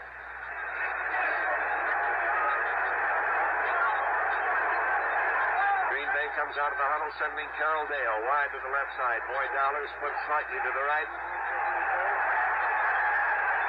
Anderson and Wilson, the running backs. And Starr gives the ball to Donnie Anderson, and he shoots into the line on the right side on a quick opening play and is able to nudge his way out to the area of the 10-yard line. Ball is right on the 10. Dan Connors, the middle linebacker for Oakland, coming in on the stop. So it's second down and 8 yards to go. The ball on their own 10-yard line. And the whistle blows the ball dead for the moment for the 2-minute warning. Remember, next week, it's the Pro Bowl from Los Angeles, the NFL All-Stars from the Eastern and Western Conferences. And we'll be bringing you that one over most of these CBS radio network stations. Second down, 8 yards to go. The ball on their own 10-yard line. The Green Bay Packers against the Oakland Raiders. Oakland very edgy and unable to mount much of anything in the way of an attack, but having a defense able to contain a rampaging band of Green Bay Packers. Finally got untracked in the second quarter to put a touchdown on the board, and the score is 13-7 in favor of Green Bay at the moment. Tom? Thing about the Packers today, in the first half, they've had a balanced attack. The line has fired out very well and done a good job blocking, and Bart Starr's had a good day throwing in the first half, going 6 for 9. Balance has been one of their keynotes. They like to mix it up real well. The Oakland Raiders had greater success, as you pointed out, throwing to Bill Miller. Bill Miller caught that 23-yard touchdown pass, and he's already caught 4 aerials today. But it's obvious the Oakland Raiders cannot get wide on the Green Bay Packers because of their outstanding lateral pursuit. Now Green Bay ready to put the ball in play. That short gain put them out on the 10-yard line. Second down, 8 yards to go. 2 minutes left to play in the first half. The score, 13-7 in favor of the Packers as they send Carroll Dale wide to the left, but keep Boyd Dollar in fairly tight on the right side. Bart Starr looks over the defense. He hands the ball off to Ben Wilson, and Wilson trying to cut through the left. No, Travis Williams has come in. Cut through the left, skids as he makes his cut up around the 15-yard line and is dropped at that point, some 3 yards short of a first down. Howie Williams coming in to sort of pounce on him. So it'll be 3rd and 3 from the 15-yard line. The speedy Travis Williams now teamed up with Ben Wilson at running back. He's come in and replaced Danny Anderson. Starr ready to go once again. 3rd and 3. That's kind of tricky yardage. Certainly can't be called short yardage. He gives it to Travis Williams, and Williams trying to go wide to the right is caught short of a first down. He is dropped by Dan Connors, number 55, and Dan Birdwell, number 53, the middle linebacker and left tackle, respectively. And the Packers are out of downs as that play is stopped on the 16. Again, the ringleader was middle linebacker Dan Connors. He's had an outstanding second quarter. The Oakland Raider defense has gotten better this year because Connors has really come to the fore. He's become an aggressive linebacker. He was mad by what he read in a newspaper and a magazine before the season that the Oakland Raider linebackers were adequate. They called him adequate, and he's had an outstanding year, good enough to make the All-Star team. Now Donnie Anderson is deep in punt formation. Roger Bird, Warren Wells are the safety man. Anderson puts one very high in the air. Fair catch signal given by Roger Bird. He fumbles the ball. And it looked like Green Bay recovered. The Packers have the football. Dick Taft down under the ball. Recovered it for Green Bay as a fumbled fair catch. Gives the ball to the Packers at the Oakland 45. Well, they say you cannot make a mistake against Green Bay. We have 23 seconds to find out. That's the time remaining, and the Packers call for a timeout to hold the clock dead. That's the second timeout Green Bay has had. So they have one remaining. Or is that the second? Let's see. No, the first one, Oakland had a timeout for the injured player. I think that's the first Green Bay timeout. 23 seconds left on the clock, and Green Bay has the ball with a recovered fumble on the Oakland 45-yard line. Max McGee is coming into the ball game. Mark Fleming, the tight end, is going out, so Bart Starr is going to get an additional wide receiver. Max McGee, you may recall, who caught only 3 forward passes through the entire 1966 season, turned up the pass-catching hero in the Super Bowl triumph of Green Bay over Kansas City a year ago, when he caught 7 in that game, 2 of them for touchdowns. Defensive change right now for the Raiders. Coming out as Bird and coming in as Dave Grayson. He's moved in this year as a safety man. He used to be an all-league cornerback. McGee and Carroll Dale are both set to the left side. Boyd Dollar out to the right. Bart Starr back to throw. And he's in trouble. Gets away from the rusher. Floats one down there for McGee. And it is incomplete, almost intercepted.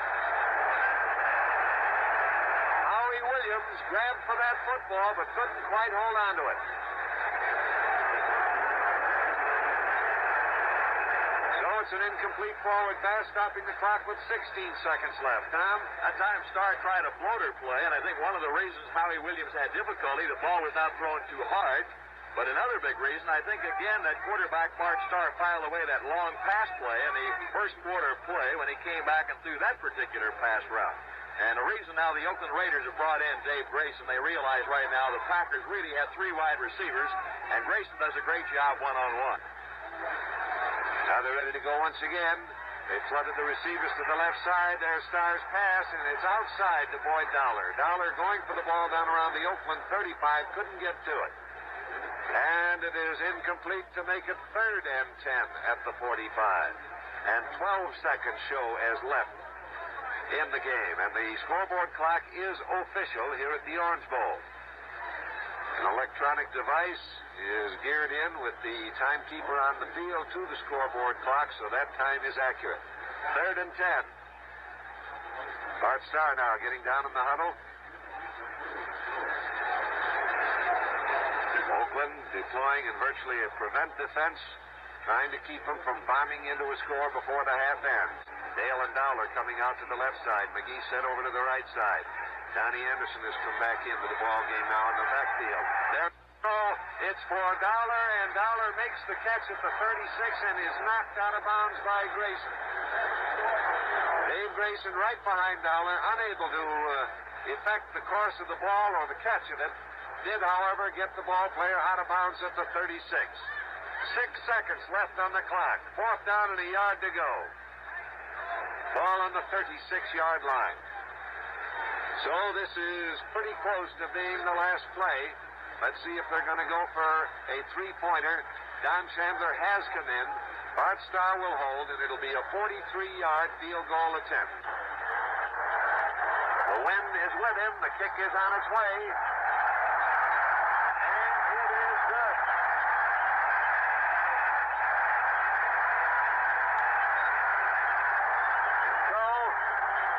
Green Bay couldn't take maximum advantage of the fumble recovery and indeed couldn't get very close to the Raiders' goal line. They got close enough for Don Chandler.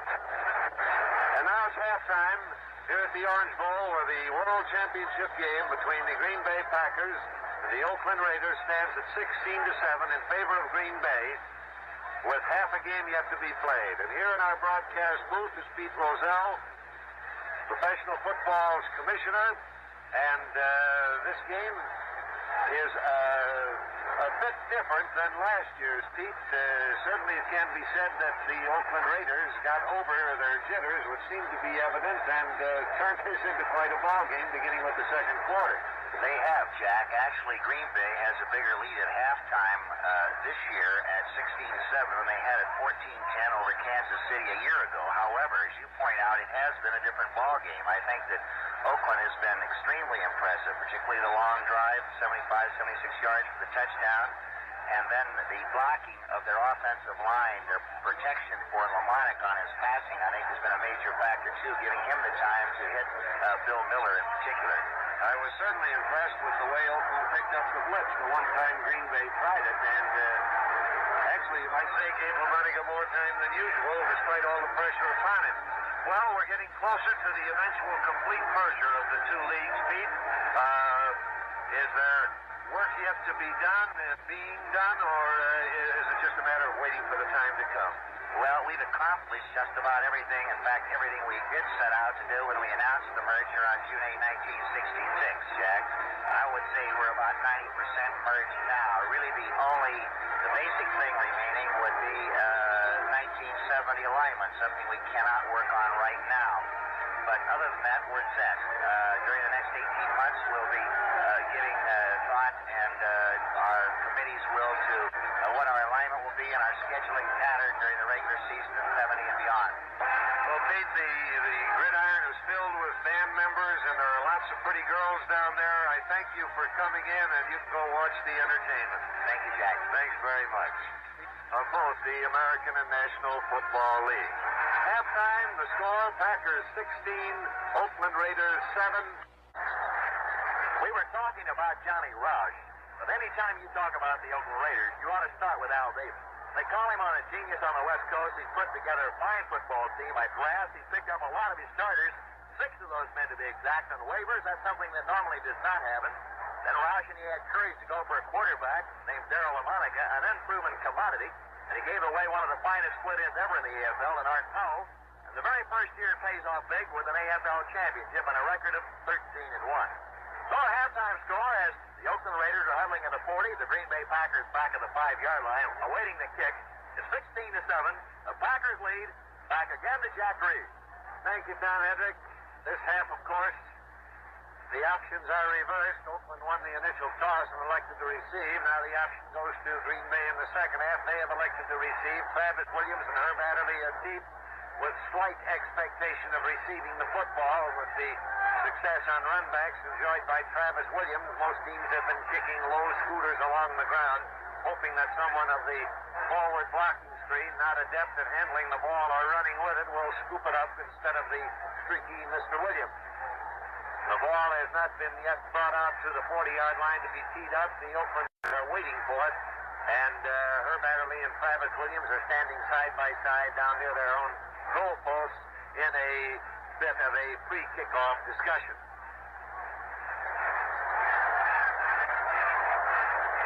The score, Green Bay 16, Oakland Raiders 7. Last year, this was the moment at which the Green Bay Packers exploded in the second half against Kansas City, and in a very short time, it was no longer much of a ball game. The great difference in this contest today is the fact that it is the Oakland Raiders who seem to gather strength and gather effectiveness as the game went along. And they certainly should be optimistic over their play in the second quarter. If there is to be the furtive turning point searched up, it might very well be the moment when the Oakland Raiders broke through and spilled Bart Starr for a loss. From that moment on, Oakland looked like a different football team. Let's see if they make a difference in this second half. The kick is on its way and in the air.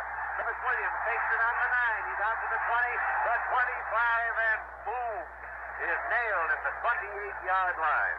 Bob Cruz coming in on the stop, and Dwayne Benson. Benson with a neckside tackle literally had Travis Williams' legs run out from under his head as he went flop to the ground. And the ball is spotted at the 27 where it is 1st and 10 Green Bay. So the Oakland Raiders throw the gauntlet at Green Bay by kicking to Travis Williams to start the second half. Now let's see what happens. Boyd Dollar is out wide to the left. Anderson and Wilson, the running backs. And it's Ben Wilson taking the handoff on a straight power plunge right up the middle, and he pops his way to about the 30-yard line where he ran into Dan Connors, the middle linebacker. So it's a gain of 3 to make it 2nd and 7. The thing I've noticed from a defensive standpoint, the Oakland Raiders, instead of playing a 4-man front, are playing 5 men up there because it's a simple situation. Green Bay a lot the second quarter. Now the third quarter is playing 2 ends in tight. And instead of playing a front four of a 4-3, they're now going to a 5-man front with a linebacker up front to pick up. Dowell is put very slightly to the left. Earl Dale is wide to the right. 2nd and 7. Quick throw. Goes over the middle, complete to the tight end, Marv Fleming, who's tackled as he gets up to about the 37-yard line by Willie Brown, the right halfback. Ball at the 37. It's close to a first down, but not quite close enough. They've got a short yard to go. They've got to get just across that 37-yard line for a first down. So it's 3rd, call it a yard on the 37.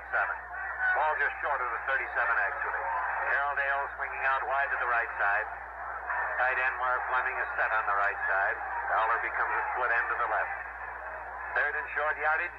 Bart Starr gives the ball to his fullback, Ben Wilson. Wilson shoots up and is knocked down on the 36-yard line, short of a first down, and the Oakland Raiders have held the Green Bay Packers to downs once again. Tackle that time again, Willie Brown. The last 3 times that Green Bay has had the football at the close of the second half, they could not record a first down. The last time, of course, they were able to negotiate a field goal on 4th down, which made the score 16-7 with only a second left in the half. But now, once again, they've been held for down. The ball is on the 36. Donnie Anderson back in punt formation. Anderson puts the ball high in the air. Going back for it is Warren Wells. Wells fumbles the ball. Shoots after it along the ground. Let's see if he retrieved it. Packers were in there as well, going for that loose football. Travis Williams, operating on the special team, was down there, but he couldn't get it. The ball remains in possession of the Oakland Raiders. The fumble was recovered, and it'll be 1st and 10 for them at the 32.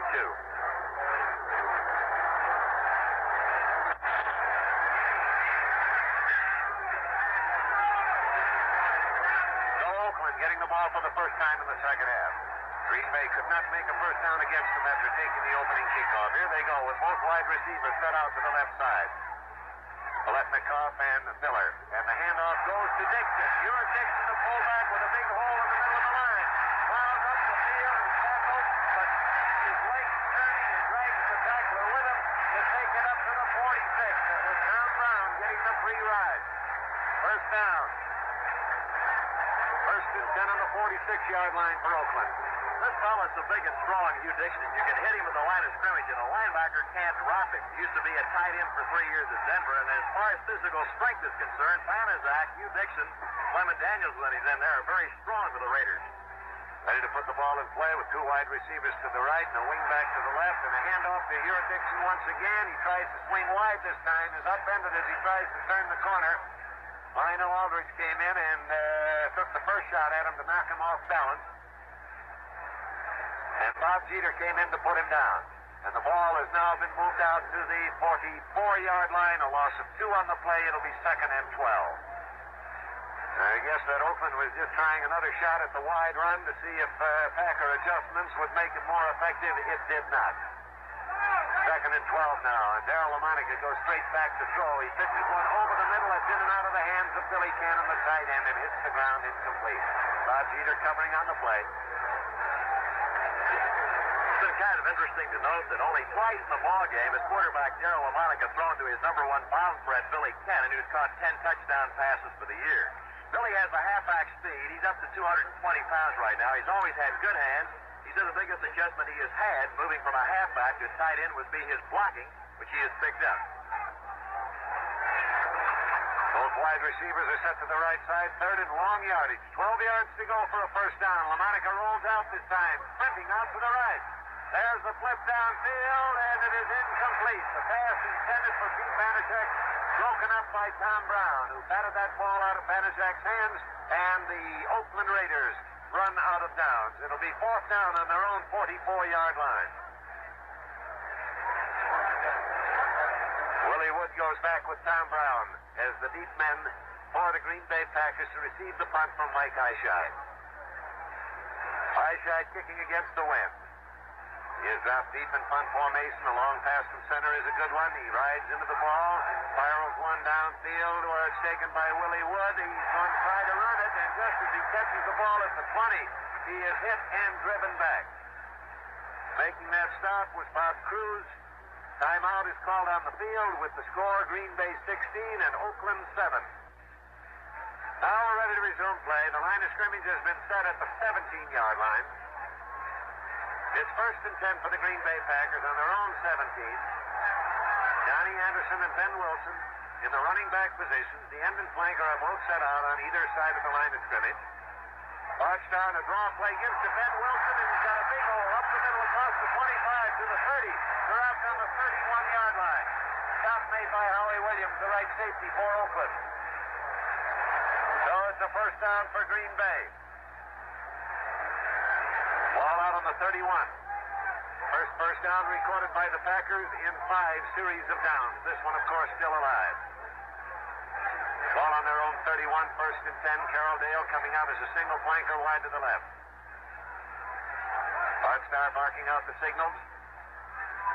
He gives the ball to Donnie Anderson. The Packer sweep is on. He comes around the corner, cuts inside the blockers at the 35, gets out to about the 39, where he's hauled down by the left side linebacker, Bill Lasky. So the Packers come up with their wanted sweep and move it out to the 39 for a gain of 8. It'll be 2nd and 2. A little better than 9.5 minutes left to play in the 3rd quarter. Packers 16, Oakland 7. Again, the end and flanker are both split out. Starr is ready to go. He gives the ball to Ben Wilson, his fullback. Wilson, on a quick opening shot into the right side of the line, just to the right of center, is able to edge across to around the 41 or 42, where Roger Bird came in to make the tackle along with Dan Connors, the middle linebacker. This is going to be pretty tight for a first down. They're bringing the chains across the field now to measure and see whether Green Bay has chalked up a second one on this drive. The line is spread out. Ball is placed down. Jack West, the referee, takes a close look at it, and it is a tight fit. He holds his little pinkies up about 2 inches apart, and that's what's left. So it's third down and a couple of inches to go. The ball on the 41-yard line. One man has had an outstanding game running-wise today is fullback Ben Wilson. On 13 carries, he's picked up 62 yards. And a moment ago against the sweep, they ran at Big Ben Davidson, a former Green Bay Packer. Ready to go now. Single flanker is out to the right side. And Starr goes back to throw. Floats one for Ben McGee. McGee catches it on the 32. In front from behind the drop number 25. Making the tackle with Roger Bird. Boy, that floating pass right over the middle. Just walked it. To settle into the hands of the receiver rather than thump in it. Has worked twice now. Once for a touchdown. That for a good gain by Max McGee. And the ball is at the 25. 36-yard pickup, and I was talking to Ray Scott, what makes Starr a great quarterback. He said the big thing he does is fully unexpected, like he did in the title game on third down, one throwing to Boyd Dowler for the bomb. First and 10 now. Ball 25 yards away from the Oakland goal line. Starr on a long count. Oakland nervous, comes across, gets back in time, the throws to Boyd Dowler. The pass is incomplete. He was double covered down there. That was Howie Williams and Roger Bird, both on him, and both on either side of him. The pass had no chance. So Dowler throws back to the Green Bay Packer huddle as Oakland figures out what to do now. It's second down and 10 from 25 yards away. Green Bay Packers began this on their own 17-yard line. Now they're down on the Oakland 25. Carroll Dale wide to the right. Boyd Dowler wide to the left.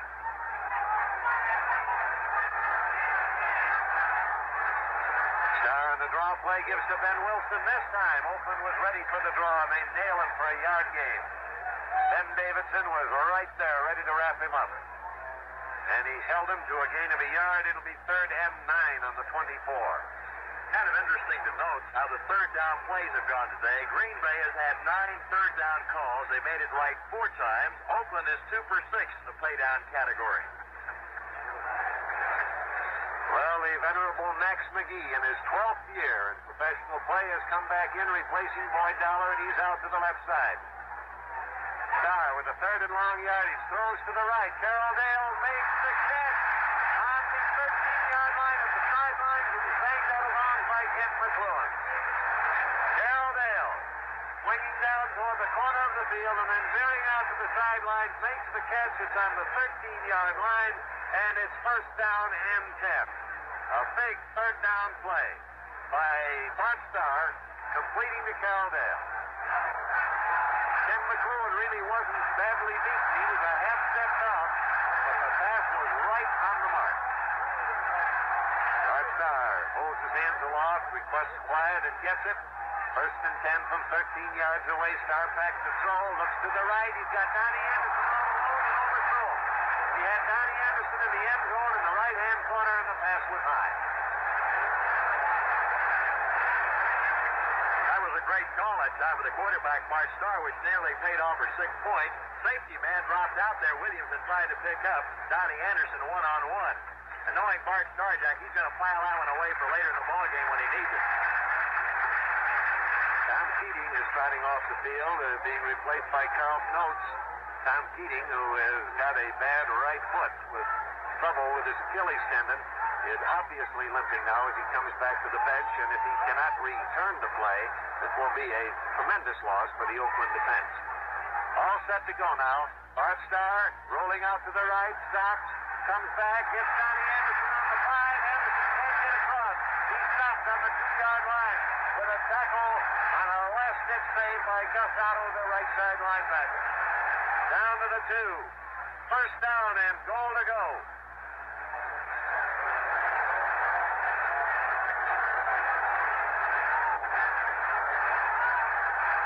Bart Starr has 2 yards left to negotiate for a touchdown. The score at the present time is 16-7 in favor of Green Bay. 6:45 left to play in the third quarter of the game. Anderson and Ben Wilson are the running backs. Bart Starr barks the signal, and there's a busted play. As Starr spun to hand off to Donnie Anderson, they ran into each other. And Anderson is dropped right on the line of scrimmage. So it is second and goal to go from the 2.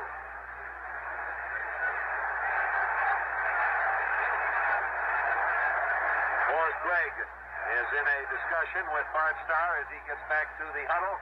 And now Starr leans into the huddle to call the play. Carroll Dale goes out wide to the right. Second down, goal to go from 2 yards away. Starr barking the signals. He gives the ball to Anderson, off tackle to the right. Oh, no! Big hole open on the line. And Anderson gets into the end zone without a hand laid on him. Anderson with a touchdown on a 2-yard sprint with a big hole opened by Forrest Gregg. So perhaps that conversation he had with Bart Starr was instrumental in calling that play. For it was he who opened the pass. And Anderson went for 6 points. So now Don Chandler to try for the extra point. There's the snap. The kick is in the air.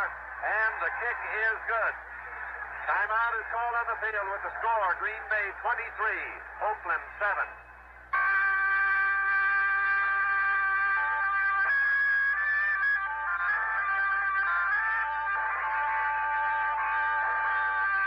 There was a time if you smoked a reduced tar and nicotine cigarette, you were more or less alone in the world. But something's happened. Things have changed. You're not alone anymore. Today, more and more people smoke true filter cigarettes because true satisfies. Satisfies with good taste and reduced tar and nicotine.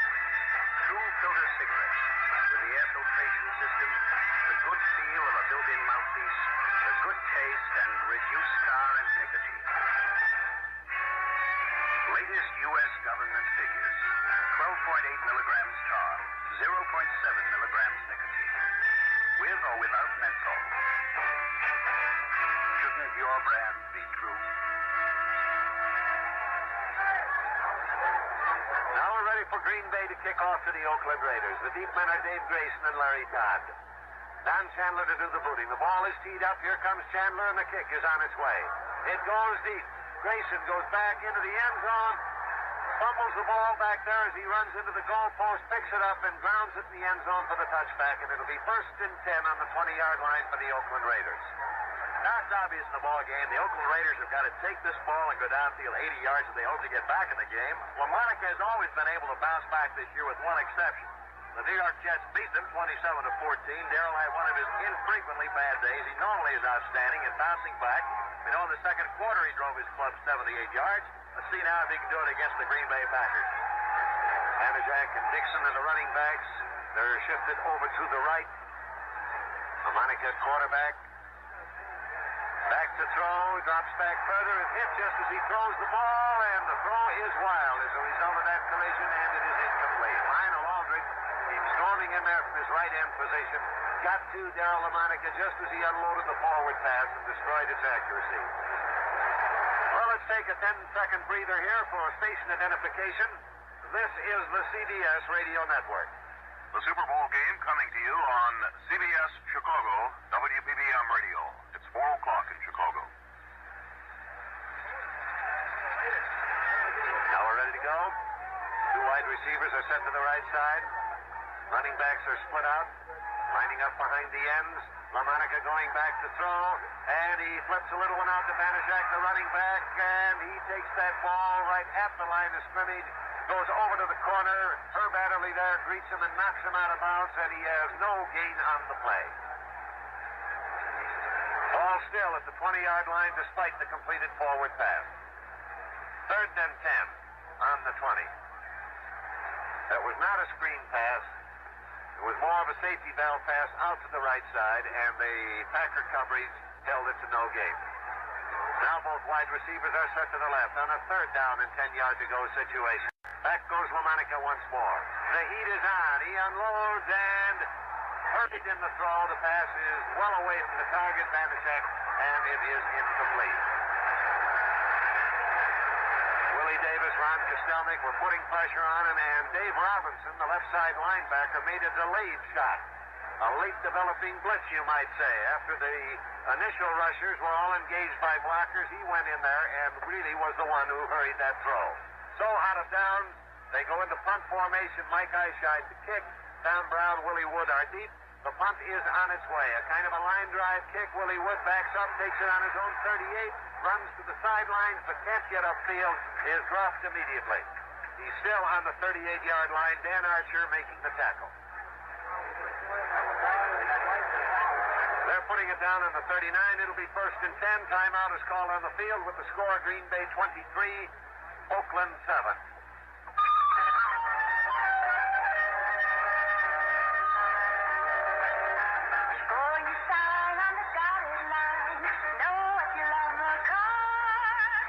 A good suggestion from Household Finance, the company that's been helping people for 90 years.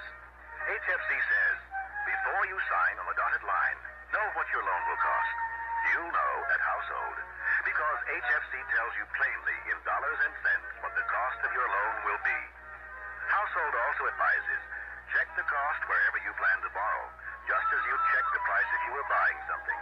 Then visit the company that says, Before you sign on the dotted line, know what your loan will cost.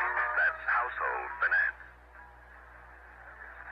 For a large or small loan, call one of the 1,500 HSC offices throughout the United States and Canada. See your phone book for the one nearest you. Now we're ready to resume play. This is Jack Drees with Tom Hedrick speaking to you from Miami. With 4 minutes and 49 seconds left to go in the third quarter of the game. Bart Starr back to throw. Has plenty of time. Looks for a target. The pass is overthrown as Carroll Dale got tangled up with a defender, and a penalty flag goes down. Willie Brown covering Carroll Dale on an attempted bomb. That was going to be a long one. Waiting now for the decision on the call, and the ball is spotted down at the 44-yard line. Holding penalty assessed against the Oakland Raiders gives the ball to Green Bay with a first down on their own 44. So, a new series of downs now. And the Packers come out of the huddle. Carroll Dale coming wide to the left, Boyd Dollar out to the right side. Back goes Starr to throw. It's a quick look-in pass to Carroll Dale. He catches it on the 50 and is tackled immediately. The stop made by Willie Brown, the cornerback out there on the right side. The ball is at the 50-yard line for a gain of 6. It'll be second down and 4 yards to go. Ball right on the 50-yard line. Back go the Packers in the huddle. Oakland in their defensive huddle breaks from it now. Fans out across the line of scrimmage.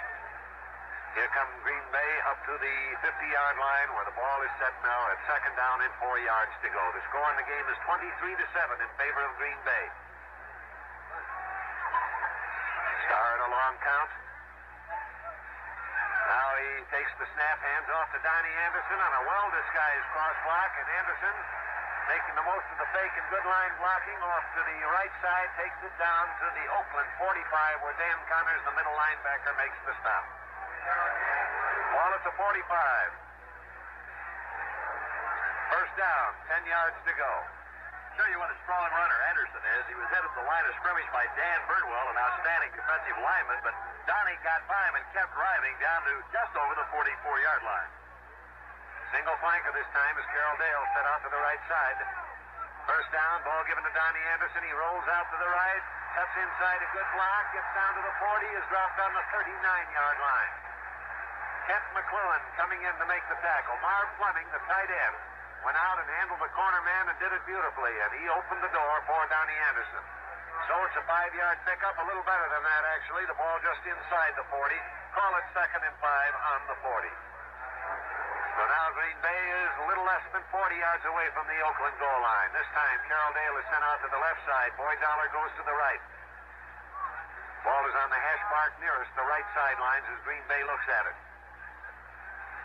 Starr drops straight back, has the protection. Let's go with a bomb to Carroll Dale, and it is Incomplete. Almost intercepted by Willie Brown. He stayed right with Dale. He caught that ball, but as he caught it, he fell, and it was dislodged on impact and is ruled an incomplete pass since Willie Brown never had it in control. Incomplete, 3rd and 5.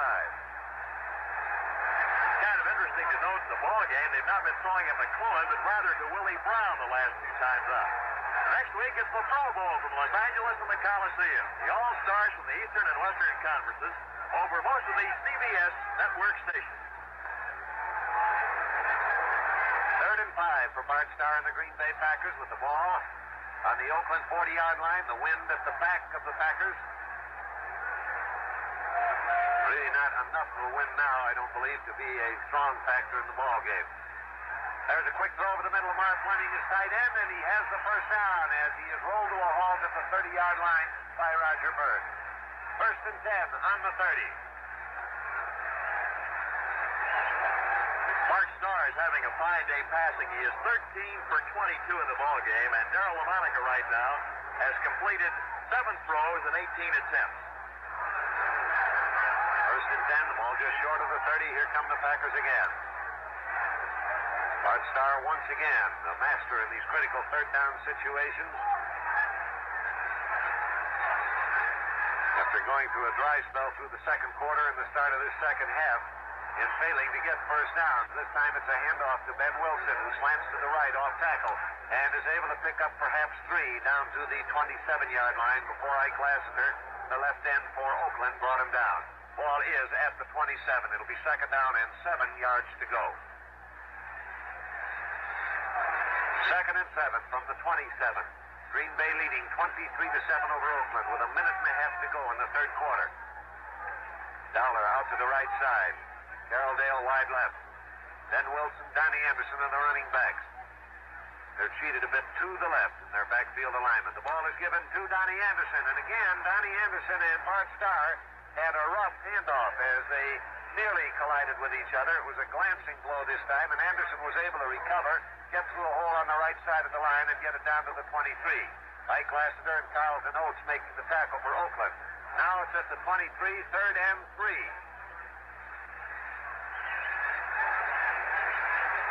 23 yards to go. 3rd down, 3 yards is the situation facing Bart Starr. Oakland comes up now into virtually a 7-man front, now practically an 8-man front. Let's see what Starr elects to use against that kind of a defense. Gives the ball to Wilson, and he threw it at the Oakland Raiders, going right straight ahead on a quick opening play, but Wilson could get nowhere. That Oakland defense powered through there and nailed him for a loss, led by Dan Birdwell, the left tackle. And the ball goes back from the 23 to the 24, where it's 4th down now. And time again for Mr. Chandler. Don Chandler, the field goal specialist for the Green Bay Packers, is in the ball game. He'll be trying a 31-yard field goal, his 4th field goal of the game if it goes over. And the kick is a low line drive that hit the crossbar, bounced up and over. It is good.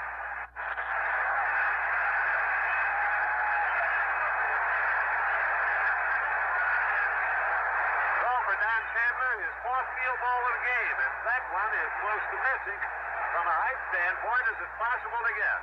It was a line drive shot. Had anyone in the line of scrimmage stood up, they would have blocked it. And it hit the crossbar but bounded up and through it. So now the Green Bay Packers will be kicking off once again to the Oakland Raiders with Grayson and Todd deep. 2 seconds show as remaining in the 3rd quarter, so they'll just about have time enough to take this kick and do what they can on the run back, and the quarter will end. Chandler moves into the ball, and it's on its way. A high end-over-end kick is dropping short. Grayson takes it on the 15, across the 25, 30, cut back at the 40, he's caught there, and down at the 40-yard line by Willie Wood. And there is the end of the 3rd period with the score Green Bay 26, Oakland 7.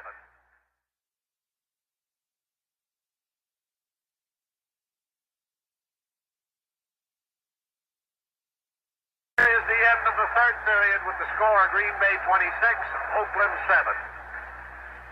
Blocking backs and tacklers aren't noted for getting along with each other, but But when it comes to Shakey's Pizza, they're in complete agreement. It's the greatest. And there's no argument about the fun of Shakey's either. Players, coaches, and fans alike enjoy the good time sing-alongs at Shakey's Pizza Parlor and G Public House. The ragtime music of Shakey's honky-tonk piano and banjo is so happy, nobody cares who won or who lost. And when that delicious piping hot pizza is ready, when the man in the bright red vest and gay 90s bowler draws a frosty stein of Shakey's great old-fashioned root beer, well, that's when good sports from both sides get together. And the name of the game is fun. It's the perfect way to unwind after an afternoon or evening of rooting for the home team. So, for the time of your life, join the happy gang at Shakey's Pizza Parlor. Do it tonight. Then you'll agree with me and the players and millions of other football fans all over America. Happiness is a place called Shakey's. The Oakland Raiders, although that wind seems to have changed now, too. And it might well be that the fates of the game, that way the flags are an indication, is following Green Bay and swung around now to put the wind at the Packers' back. Vince Lombardi gets the weatherman on his side, he really becomes invincible. Chandler now has kicked field goals of 39, 20, 43, and 31 yards. Oakland has the ball, 1st and 10 on their own 40-yard line.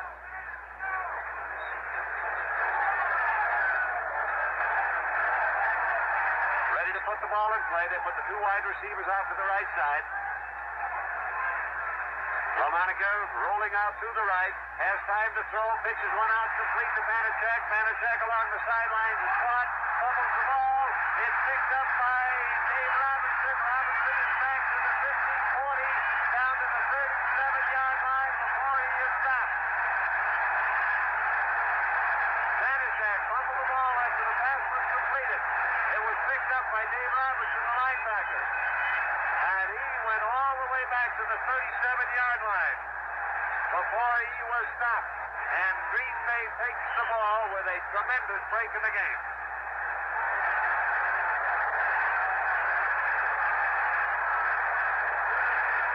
Now the Packers, 1st and 10 from 37 yards away. Watch out for Mark Starr to go for everything on this first one. He's back to pass. Look, and can't get rid of it. He is hit. And dropped for a loss. A loose ball is picked up on the whistle and called that one dead. Ben Davidson came across like a shot from Hollister. Cloud, Mark Starr, dropping it for a loss. After the whistle had blown the ball dead, it rolled loosely for a moment, was picked up by a Raider, but called back. No fumble. That puts the ball back on the 48-yard line. 11 yards is the loss. It's 2nd and 21. Apparently, Ben Davidson knew the reputation of Bart Starr. He thinks a lot of him. He was with the Green Bay football team as a rookie, and he came shooting in that time as Starr set up to throw the ball down deep. And it's interesting to note that Green Bay in the game has picked up 121 yards rushing. The Raiders have 42 yards net rushing. The crowd is booing that fumble decision. Gave the ball back to Green Bay. Mark Starr requests quiet, but now the crowd is not particularly cooperative.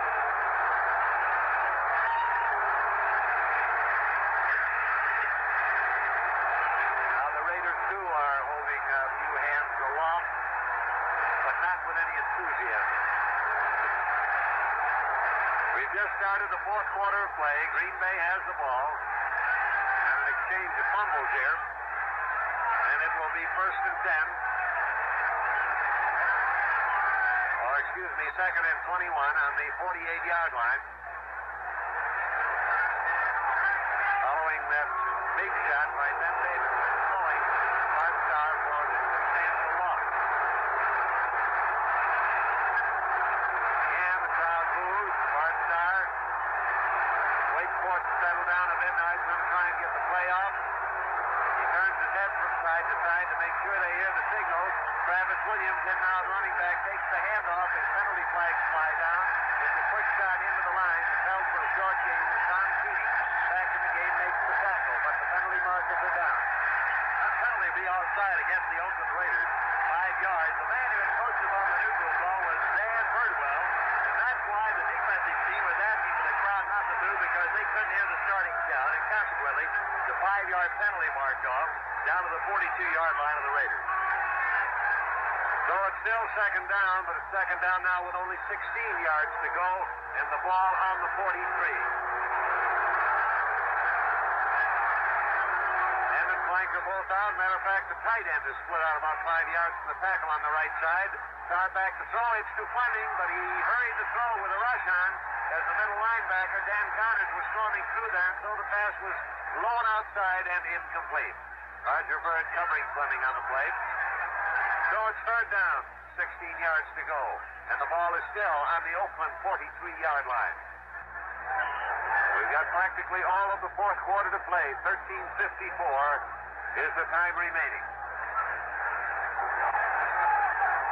Green Bay taking quite a bit of time in the huddle, and it figures these are devious pass routes on a 3rd and 16 situation. End and flanker both out now. Star goes back. The rush is on. He has time to throw for the sidelines. The pass is incomplete, almost caught. The target was out of bounds when he came down. Travis Williams. Gus Otto, the linebacker, was over covering on the play.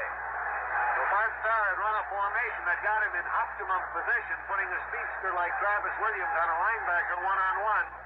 But the speed of Williams also catapulted him so that when he took off for that football and caught it, his momentum brought him down well out of bounds for an incomplete pass. So it's fourth down. And they're in punt formation. Donnie Anderson to do the punting. Deep men are Roger Bird and Warren Wells. And the snap from center is good. Anderson, a left-footed punter, spirals one downfield to land on the 10, and it takes an Oakland bounce from the 10 back to the 15, where it's grabbed and grounded. Dick Kapp down under the play. Dick Kapp, incidentally, is a fresh face to the Packers. He's been on their taxi squad through the season, but was activated for this game. The ball is grounded on the 16, where it'll be 1st and 10 Oakland. Balance has got to be a big word in this game. The Packers have been able to run and pass at the Oakland Raiders. The Raiders have thrown a little bit in this ball game effectively, but they've not been able to get their running attack going, and that is where they normally hurt people. 1st and 10 on their own 16-yard line. LaMonica has to go for the air now, and he's back to throw. Here's his toss, and it's Billy Cannon all alone and dropped it. Billy Cannon having a tough day in this ball game. That is the 3rd pass that he has dropped. They have been right in his hand, but he keeps looking around to see where the Packers are a little too early. And he really was in the clear on that one. A discouraging happenstance for the Oakland Raiders. 2nd and 10. Ball still on their 16-yard line. Bill Miller goes out to the right side along with Fred Biletnikoff. 2 wide receivers are set to the right. LaMonica rolling out to the right. There's his throw. He passes this time. Billy Cannon makes the catch at the 30-yard line with Willie Wood right there, and the tackle is made at the 31. That's enough for a first down. 1st and 10 on the 31-yard line. That showed a little class. LaMonica going right back to Billy Cannon, knowing how he must feel on dropping that one. He called a pattern for him again. And making the grab does a lot to get Billy Cannon from getting upset with himself and getting tense every time he's supposed to catch a ball. Hand off to Dixon. He's through the middle of the line, across the 40, the 45. And down along the 45-yard line by Henry Jordan. Quick opening play moving through there that worked effectively and put the ball up at the 45-yard line. That's enough for another first down. Pick up a 14 on the play. The score is Green Bay 26, Oakland 7. A little better than 12 minutes left to play in the game. Biletnikoff and Miller come out wide to the left this time. LaMonica looking over the Packer defense. It's a pitch out as he spins around with the ball, giving it to Uric Dixon. Dixon trying to sweep to the left. Is nailed as he gets to the 47-yard line by Leroy Cathey. And it's a gain of 2, perhaps 3 yards on the play. They're spotting the ball nearer the 48. 3-yard gain, 2nd down and 7 yards to go. Hugh Dixon on 10 carries has picked up 43 yards, and by far the best ground gainer today for the Oakland Raiders has been the play you pointed out. Well, they run it flat block up the middle, and Hugh Dixon twice has picked up 14 one time and 15 on another run. Wide receiver set to the right. 2nd and 7 is LaMonica situation. He throws over the middle. The pass was partially blocked going over the line by Ron Kostelnik. Deflected away from the receiver, who was Stuart Dixon, and is down incomplete.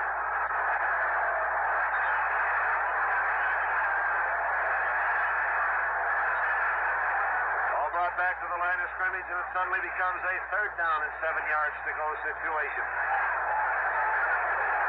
LaMonica is in the huddle now, calling the play for the Oakland Raiders. 11 minutes and 15 seconds left to play in the game. Olipnikov out wide to the right. Inside him in the slot position is Bill Miller, the split end. LaMonica, 3rd and 7, goes back to throw. Here's his pitch, and it is intercepted. Herb Adderley picks it up to the 40, 50, down to the 40, to 30, down to the 20, cuts away from Darryl LaMonica at the 5, and goes all the way for a touchdown. A 70-yard interception returned by Herb Adderley.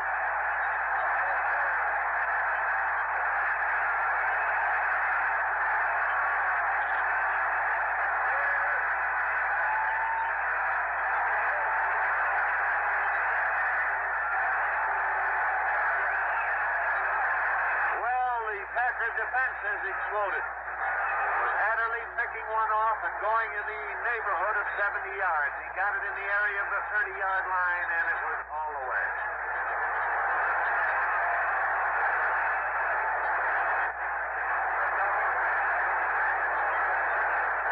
Now the try for the extra point. Ball is played down. Chandler's kick is good. Timeout is called on the field with the score, Green Bay 33, Oakland 7. When you borrow money, you want to do business with the oldest, most experienced company in the field, and by the same token, a company with a young understanding of your money needs. That company is Household Finance, now celebrating its 90th year of providing people with prompt money help. HFC is the company where you can borrow with confidence, as 2.5 million people do each year. The company with more than 1,500 offices nationwide, ready to serve you. And the company that tells you in advance what your loan will cost. HFC recommends never borrow money needlessly, but when you want money to pay bills, buy a better car, or meet other important needs, see the company with the young understanding of the modern family's money needs.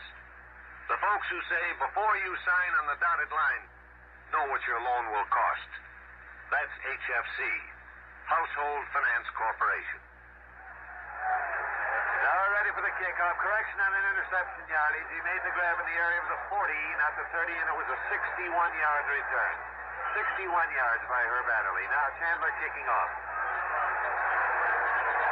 And making the catch is Larry Todd on about the 8. He's back up to the 20 and is down along the 25-yard line. A jarring tackle in there by Bob Brown. And the ball is spotted at the 26, where it'll be 1st and 10 for Oakland. 1st and 10 on the 26-yard line. 10 minutes and 52 seconds remaining to be played in the game. The Packers, with that interception exploding for a touchdown, have now gone out in front 33-7 over Oakland. Olipnikov is coming out wide to the left. Olipnikov, a seldom used receiver today. LaMonica spins around, gives the ball to Stuart Dixon. Dixon finds an opening in the line, squirts through, cuts back as he crosses the 30, and is down on the 39 by Ray Nitschke, the Packers' middle linebacker.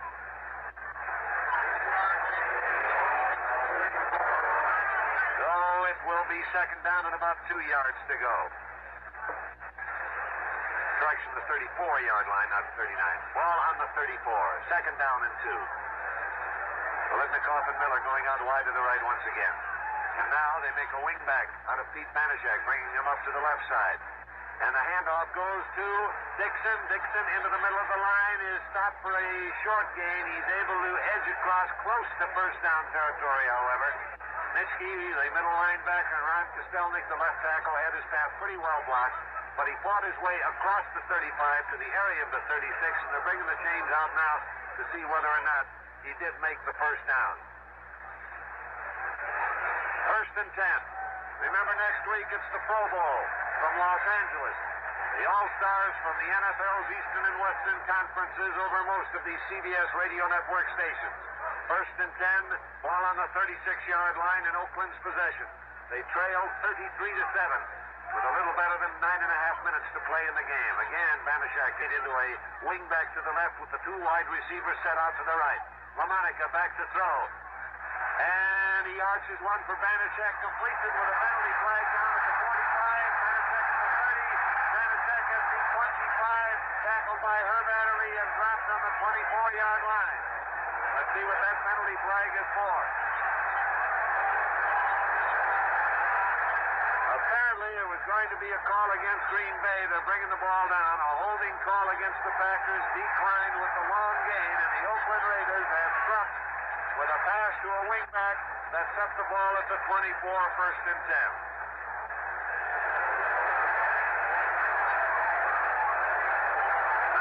19 seconds left to play in this game. And the Oakland Raiders are within hailing distance now of the Green Bay goal line. 24 yards out, first down. Wide receivers out to the right.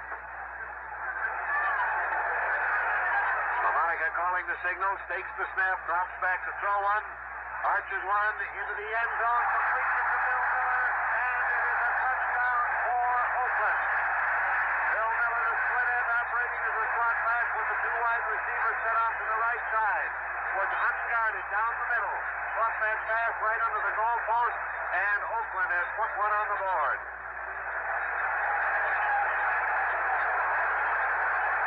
24-yard touchdown throw from LaMonica to Miller.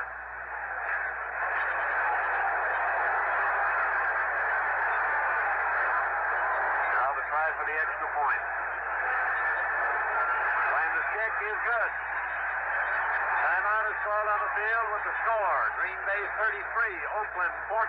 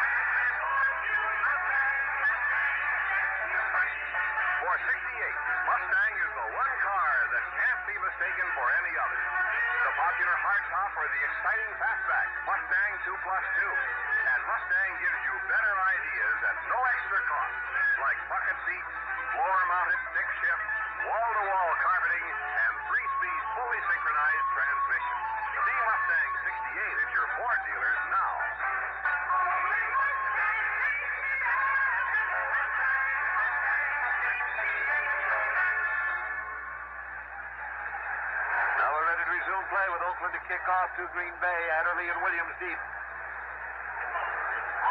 Mike Eyeshide doing the kicking off.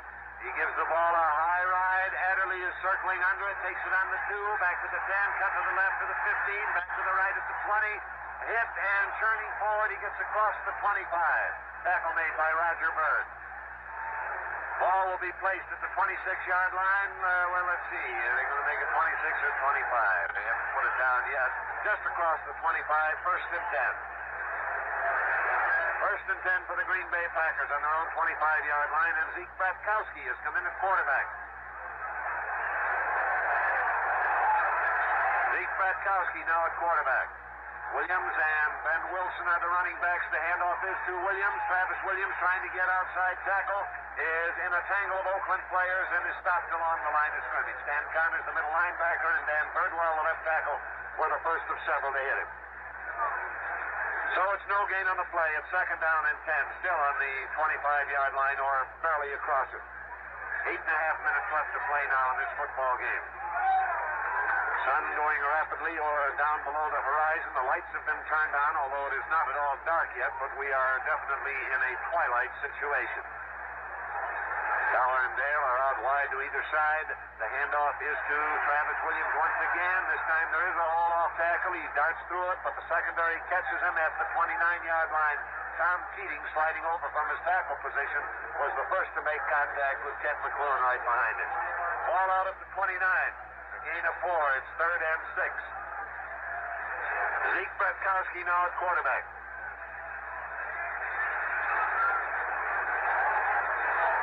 Kowski in the huddle. Tom?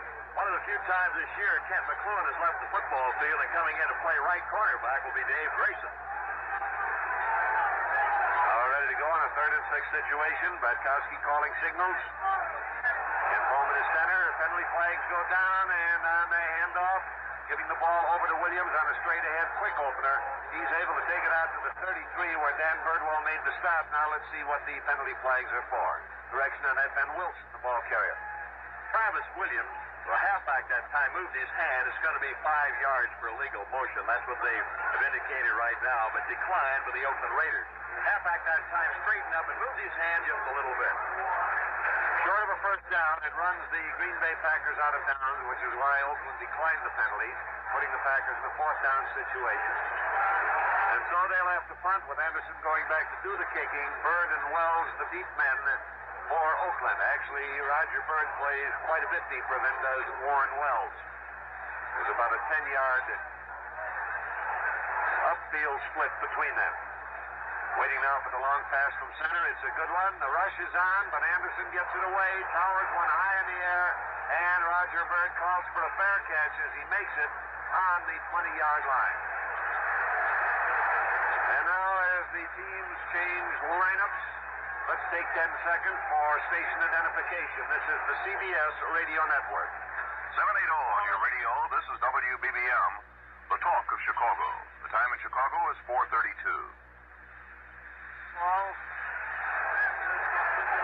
at the 21, 1st and 10, Oakland's ball, a little better than 7 minutes to play. LaMonica gives that ball to Larry Todd, who's come in at a running back position, and Todd, cutting off tackle to the left, is across the 25 up to about the 26 or 7, where Henry Jordan brought him down for Green Bay. Ball at the 26. This Larry Todd has great outside speed. He has been used as a wide receiver.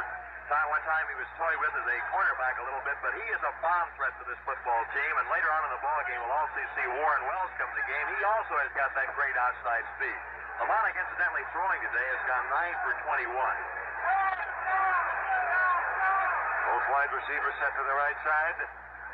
LaMonica fakes to his backs, then rolls out to the left. The rush is on, and the pass is blocked by Ray Nitschke as he tries to throw downfield. Just as it left his hand, Nitschke going high in the air, batted at the pass, and it dropped to the ground incomplete. LaMonica worked the bootleg on that one. He faked to his backs, then put the ball on his hip, rolled out to the left. Nitschke was chasing him, and as Nitschke closed in, he tried to throw the ball downfield, but Nitschke blocked the pass. So it is 3rd down and 5 yards to go. Ball still on the 26-yard line of Oakland. 6 minutes and 17 seconds left to play in the game. Now the end and flankers split up. Bill Miller is wide to the left. Fred Biletnikoff is wide to the right.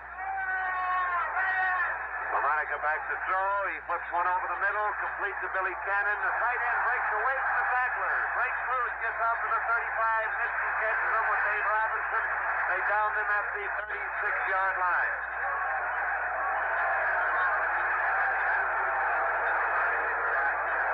First down. I think that tells you a little something about quarterback Darryl LaMonica. His ball club was down real badly, but he came and threw twice to Cannon. One time he dropped it, that time he caught it. And this guy seems to bounce back awfully well. 1st and 10 on the 36. LaMonica throws for the sidelines to Biletnikoff. He makes the catch at the 41. Is tackled immediately by Herb Adderley. Belmore to, I believe, the 42-yard line. A gain of 6. It'll be 2nd down and 4 yards to go. Biletnikoff has just caught that sideline pattern. It's quite a story. He got married underneath goalposts, and I don't know many football players have ever done that, but Fred Biletnikoff did. Been partial to the post pattern ever since, I suppose. I think he has. Here's LaMonica back to throw again. Over the middle it comes, in and out of the hands of Larry Todd, and incomplete. Makes it 3rd and 4 on the 42. They're down 4 yards to go now. 5 minutes and 7 seconds left to play in the game. Packers 33, Raiders 14. Now the Packers have their defense set, and they spread out across the field, waiting for Oakland to come out of their huddle. Passing situation on 3rd and 4. Bolitnikoff coming wide to the left. Coming over wide on the left side as well is Bill Miller, the split end, and LaMonica is back to throw. He pegs it out to the right, and it was intended for Billy Cannon, but he was banged hard by Dave Robinson just as the ball got to him, and the ball was dislodged to fall incomplete. So it's 4th down. The Raiders with 4 yards to go are sending in Mike Eichheid, their punter, although we're getting to that stage in the game where they might fake one. Willie Wood is going back with Tom Brown as the deep men for the Green Bay Packers. Eichheid goes back deep. Long pass from center is a good one. Eichheid puts the ball in the air. The punt is on its way, and it's a long one. Wood goes back, takes it on the 3-yard line, swings up along the sidelines, back to the 20, 25, is cut back, brings him at the 30, up to the 32, and then he's caught from behind. Stop was made by Dan Archer, and it will be 1st and 10 for the Green Bay Packers on the 34. There was a booming punt that was caught down around the 4-yard line, and he brought it back to the 34. Excellent 31-yard return, and that's why many coaches fear a guy that kicks the ball too far. They actually outkick the coverage, and Donnie Anderson for Green Bay kicks it so high they get great coverage at Green Bay. Petkowski at quarterback, Green Bay with the ball. The handoff goes to Travis Williams. He breaks through the line. Going off to the right side, he gets it out to about the 20 or 39-yard line before Willie Brown was in to bring him down. Gain of 5, it'll be 2nd down and 5 yards to go. Line of scrimmage now, Green Bay's ball on their own 39. 4 minutes and 9 seconds with the clock running left to play in the game. Petkowski sends Carroll Dale out wide to the left side as a single flanker. Max McGee has been brought in, and he's playing a tight end to the right. Donnie Anderson with a handoff, off tackle to the left. Fouls through to the 44-yard line before he's brought down by Tom Keating. This will be pretty close to a 1st down. Let's see where they dig out the ball. It looks like it's just short. The ball has to get just across the 44, and it's just short of it. So it's 3rd down and about a foot to go on the 44-yard line. Clock's still running. A little less than 3.5 minutes to play now. Dale out wide to the right. Mark Fleming, the tight end, set to the right side. Max McGee playing a tight end to the left. The ball is handed off to Travis Williams. He breaks through the line, almost broke through. Gets down inside the 40 before he's tripped up from behind by Howie Williams. Howie Williams, the last man with a chance at him, and a diving tackle from behind did succeed in tripping him up. 1st down for Green Bay. Boy, there's an exciting fact. The most exciting fact to come in the NFL since Gale Sayers is that grade 9.3 sprinter speed. He's 217 pounds and set an NFL record by returning 4 kickoffs this year. All of them were 85 yards or more. Chuck Mercine has come into the backfield now at fullback. Travis Williams taking a handoff again as a blocker in front of him. And as he tries to hurdle over the blocked man, he is caught by Gus Otto closing in on the play. He went around wide to the left and was able to get that ball down to about the 38-yard line. So it's a gain of a yard on the play. It's 2nd down and 9 on the 38. I'm kind of reminded what 2 quarterbacks said about trying to beat Green Bay. Len Dawson of Kansas City said, you won't beat the Packers by running at them. You've got to pass at them. Jackie Kemp of Buffalo said, you're going to beat the Green Bay Packers, you've got to mix it up. But today, the Oakland Raiders, because of Green Bay's outstanding defense, has been unable to run well on the ground. And the clock is being stopped for the 2-minute warning to be given to each bench. 2 minutes left to play in the game. Packers out in front, 33-14 over Oakland. And next week, we go across the country to California, to the Coliseum in Los Angeles for the Pro Bowl game that brings together the stars of the NFL's Eastern and Western conferences. And you'll hear that broadcast over most of these CBS radio network stations. We've got 2 minutes left to go in this second Super Bowl, as it's called, the World Championship of Professional Football between the champions of the American and National Football Leagues. Green Bay getting to this game by virtue of their championship conquest at Dallas in the frigid confines of Lambeau Stadium, 21-17. Houston getting here with their Oakland getting here with their conquest of Houston, a lopsided victory, 40-7. This score is 33-14 in favor of Green Bay. And Green Bay has possession of the ball, second down, 9 yards to go on the Oakland 38-yard line.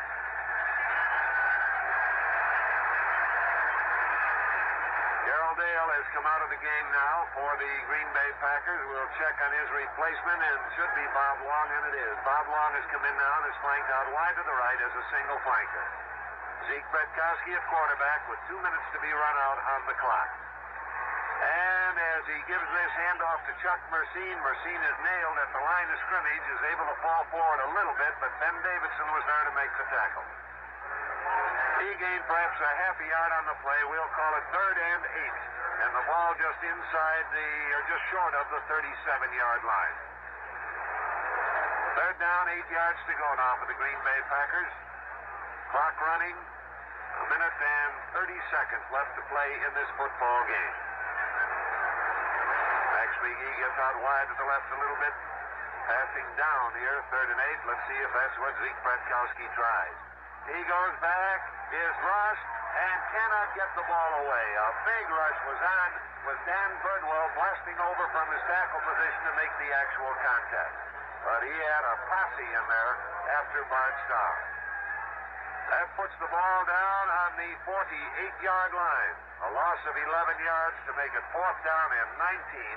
And Green Bay will have to kick the ball to the Oakland Raiders with 1 minute and 17 seconds left to play. The deep men once again are Roger Byrd and Warren Wells. Donnie Anderson to do the kicking. 1 minute and 17 remains.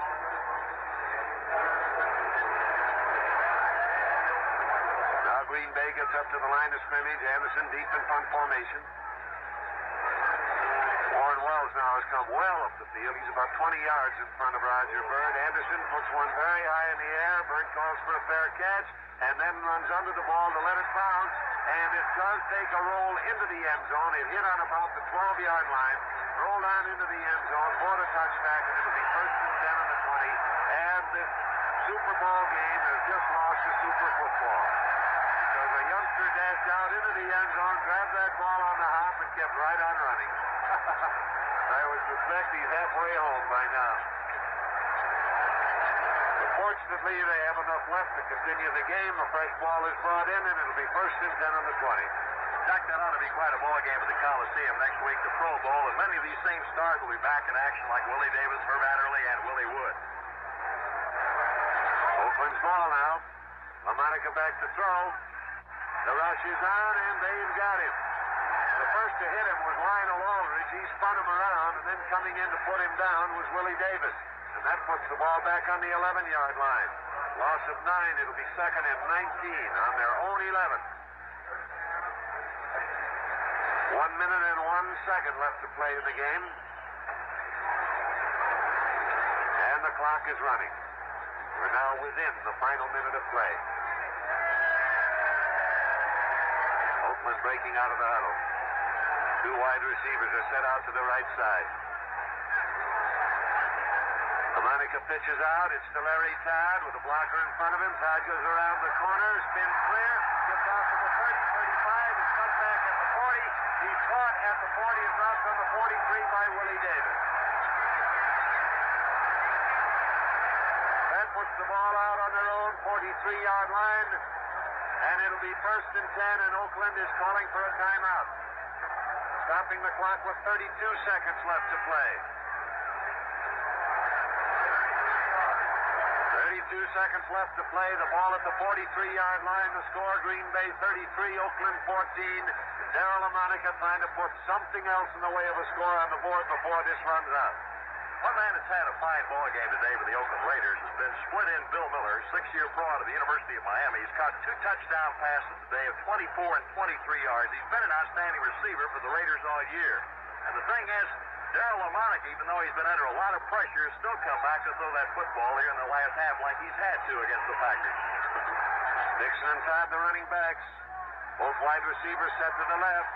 And a throw is to Hewart Dixon, completed behind the line. He's at the 43, which is the line of scrimmage. Is hemmed in near the sidelines and knocked out of bounds at the 46 by Leroy Cappy.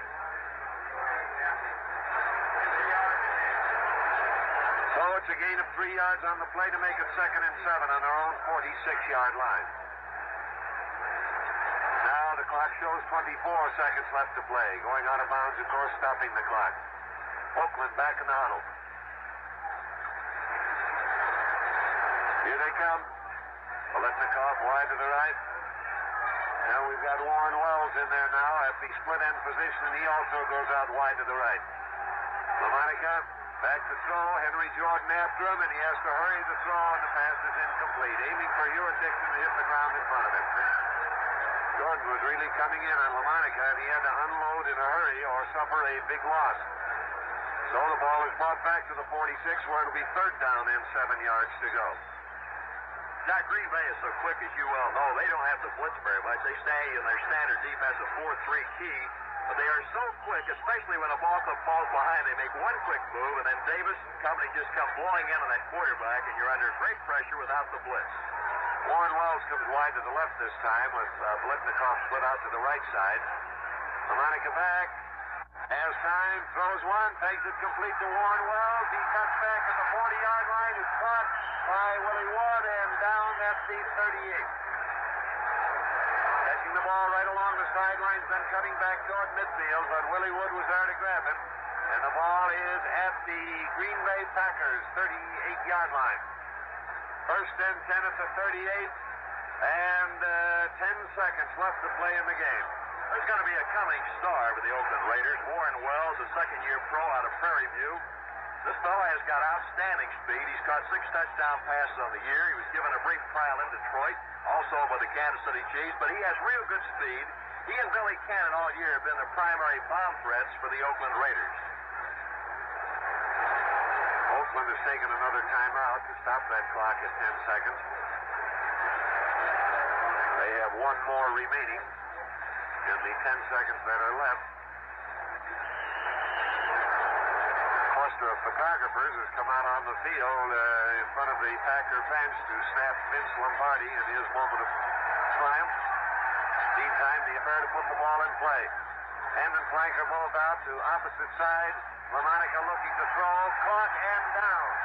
Coming through there was Willie Davis, and he got a hand on him and put him to the ground. Back at the 41-yard line. So it's a loss of 3 yards to make it 2nd and 13. And with 5 seconds left, the Raiders have used their last timeout. No, they did not use it. The clock is running once again. And they get the play off before the clock stops, complete to Warren Wells. Wells, however, is grabbed by Nitke, and they come to town to end the ball game. Green Bay 33, Oakland 14, the end of the game. We'll be back with a wrap-up in just a moment. Hey, the Green Bay Packers of the AFL champion Oakland Raiders, 33-14. An outstanding defense today that saw a 61-yard touchdown on a fine pass interception by Herb Adderley. Outstanding running skill of fullback Ben Wilson. And the running to the outside by Donnie Anderson and Travis Williams. And quarterback Mark Starr, who today hit on 13 of 24 passes. Too much for the Oakland Raiders. And Vince Lombardi has done it once again, Jack. Well, they certainly have. And as far as the Green Bay Packers are concerned, Vince Lombardi has done about all that could be done with that team, except, of course, to continue a championship scheme. But he has become the first team in the history of the NFL since the divisional setup was installed to win 3 consecutive NFL championships. Second world championship. I hope this is a habit. It's become a semi-habit, Benny. Congratulations for the 2nd year in a row. Wonderful performance by a fine football club and a great coach. Say that I am real pleased with everything, and I'm very, very, very grateful, really, believe me. I think they got a great bunch of boys, and they simply deserve what they got. Let me say this. We faced the Green Bay Packers today, and they are a very fine football team. We have always had a great deal of respect for them. Of course, their record in the National Football League speaks for itself. They didn't give our offense room to do anything, and I think it's just their fine defense. And, I wish we could be as good in the future. I hope we can be as good in the future as they are. They have a solid ball club. They're just really tough, I guess you'd have to say. I felt it was a day for me, a day of learning. There's no doubt about it. Darrell deserves a lot of credit under extreme pressure. I think he showed a lot of poise. He certainly has done a fine job for us this year, and he realizes he still has a lot to learn. We all do. And we knew the play was coming, and we'd set up an arrangement whereby we were going to jam McGee in and not let him out. But as it turned out, McGee slipped through. The greatest that I have come against. He told me a few lessons today that I won't forget. Specific turning point, I thought maybe when we got the field goal right before the half, instead of them having the ball at midfield, maybe in trying a field goal, we had it and got a field goal and put us 16-7. And I think this made a big difference because they possibly could have completed a ball and got maybe a field goal and would have tightened the score. Well, I think very definitely they put the frosting on the cake. At that time, we did have a lead, but instead of having maybe just a shaky lead, all at once we had a good, secure lead. And I think that, as far as I'm concerned, this was the first time I really felt that maybe things were on easy street. Well, he's one of the hardest runners we've met. I won't say he is the hardest because it's hard to compare, but he was doing some real good running out there. In fact, he did a lot just on his own, with no blocking. Running outside had been their strongest suit, and I think this was the thing that we had to do early in the ball game was cut off the outside run, which we were able to do, and I think this made a difference. In the meantime, our offense got some points on the board, and of course, they were in a different situation. Quick post is what it amounts to, but just he and I out there, man on man, and I kind of horsed by him. I bumped him when I came off the line of scrimmage, and he bumped me. We bumped each other, I guess. It's inconceivable to think that anyone would know that that was Coach Lombardi's last game and just let it go as another game. I'm sure that was on everyone's mind, and they wanted to do the best thing they could and play the game as well as possible for him. Had to be. He's been such a dominant force in our life for the last 10 years, He's been the only reason for our great success at Green Bay. I believe that, and I'm sure everyone else believes it. We had all been pretty aware of the fact that Coach Lombardi was thinking very, very seriously about retirement. And while many of us cuss him or call him names or a number of things, it's something like you might do with your family. You can call your brother something, but don't let anybody else call him the same thing. This is the same way with Mr. Lombardi. We can cuss him, but don't let anybody else holler at him. And we all felt that this was going to be his last game. And I said to the fellas, I said, look, we got 30 more minutes this year. I said, let's give it to the old man. Let's play the last 30 for the old man. That's about all I said.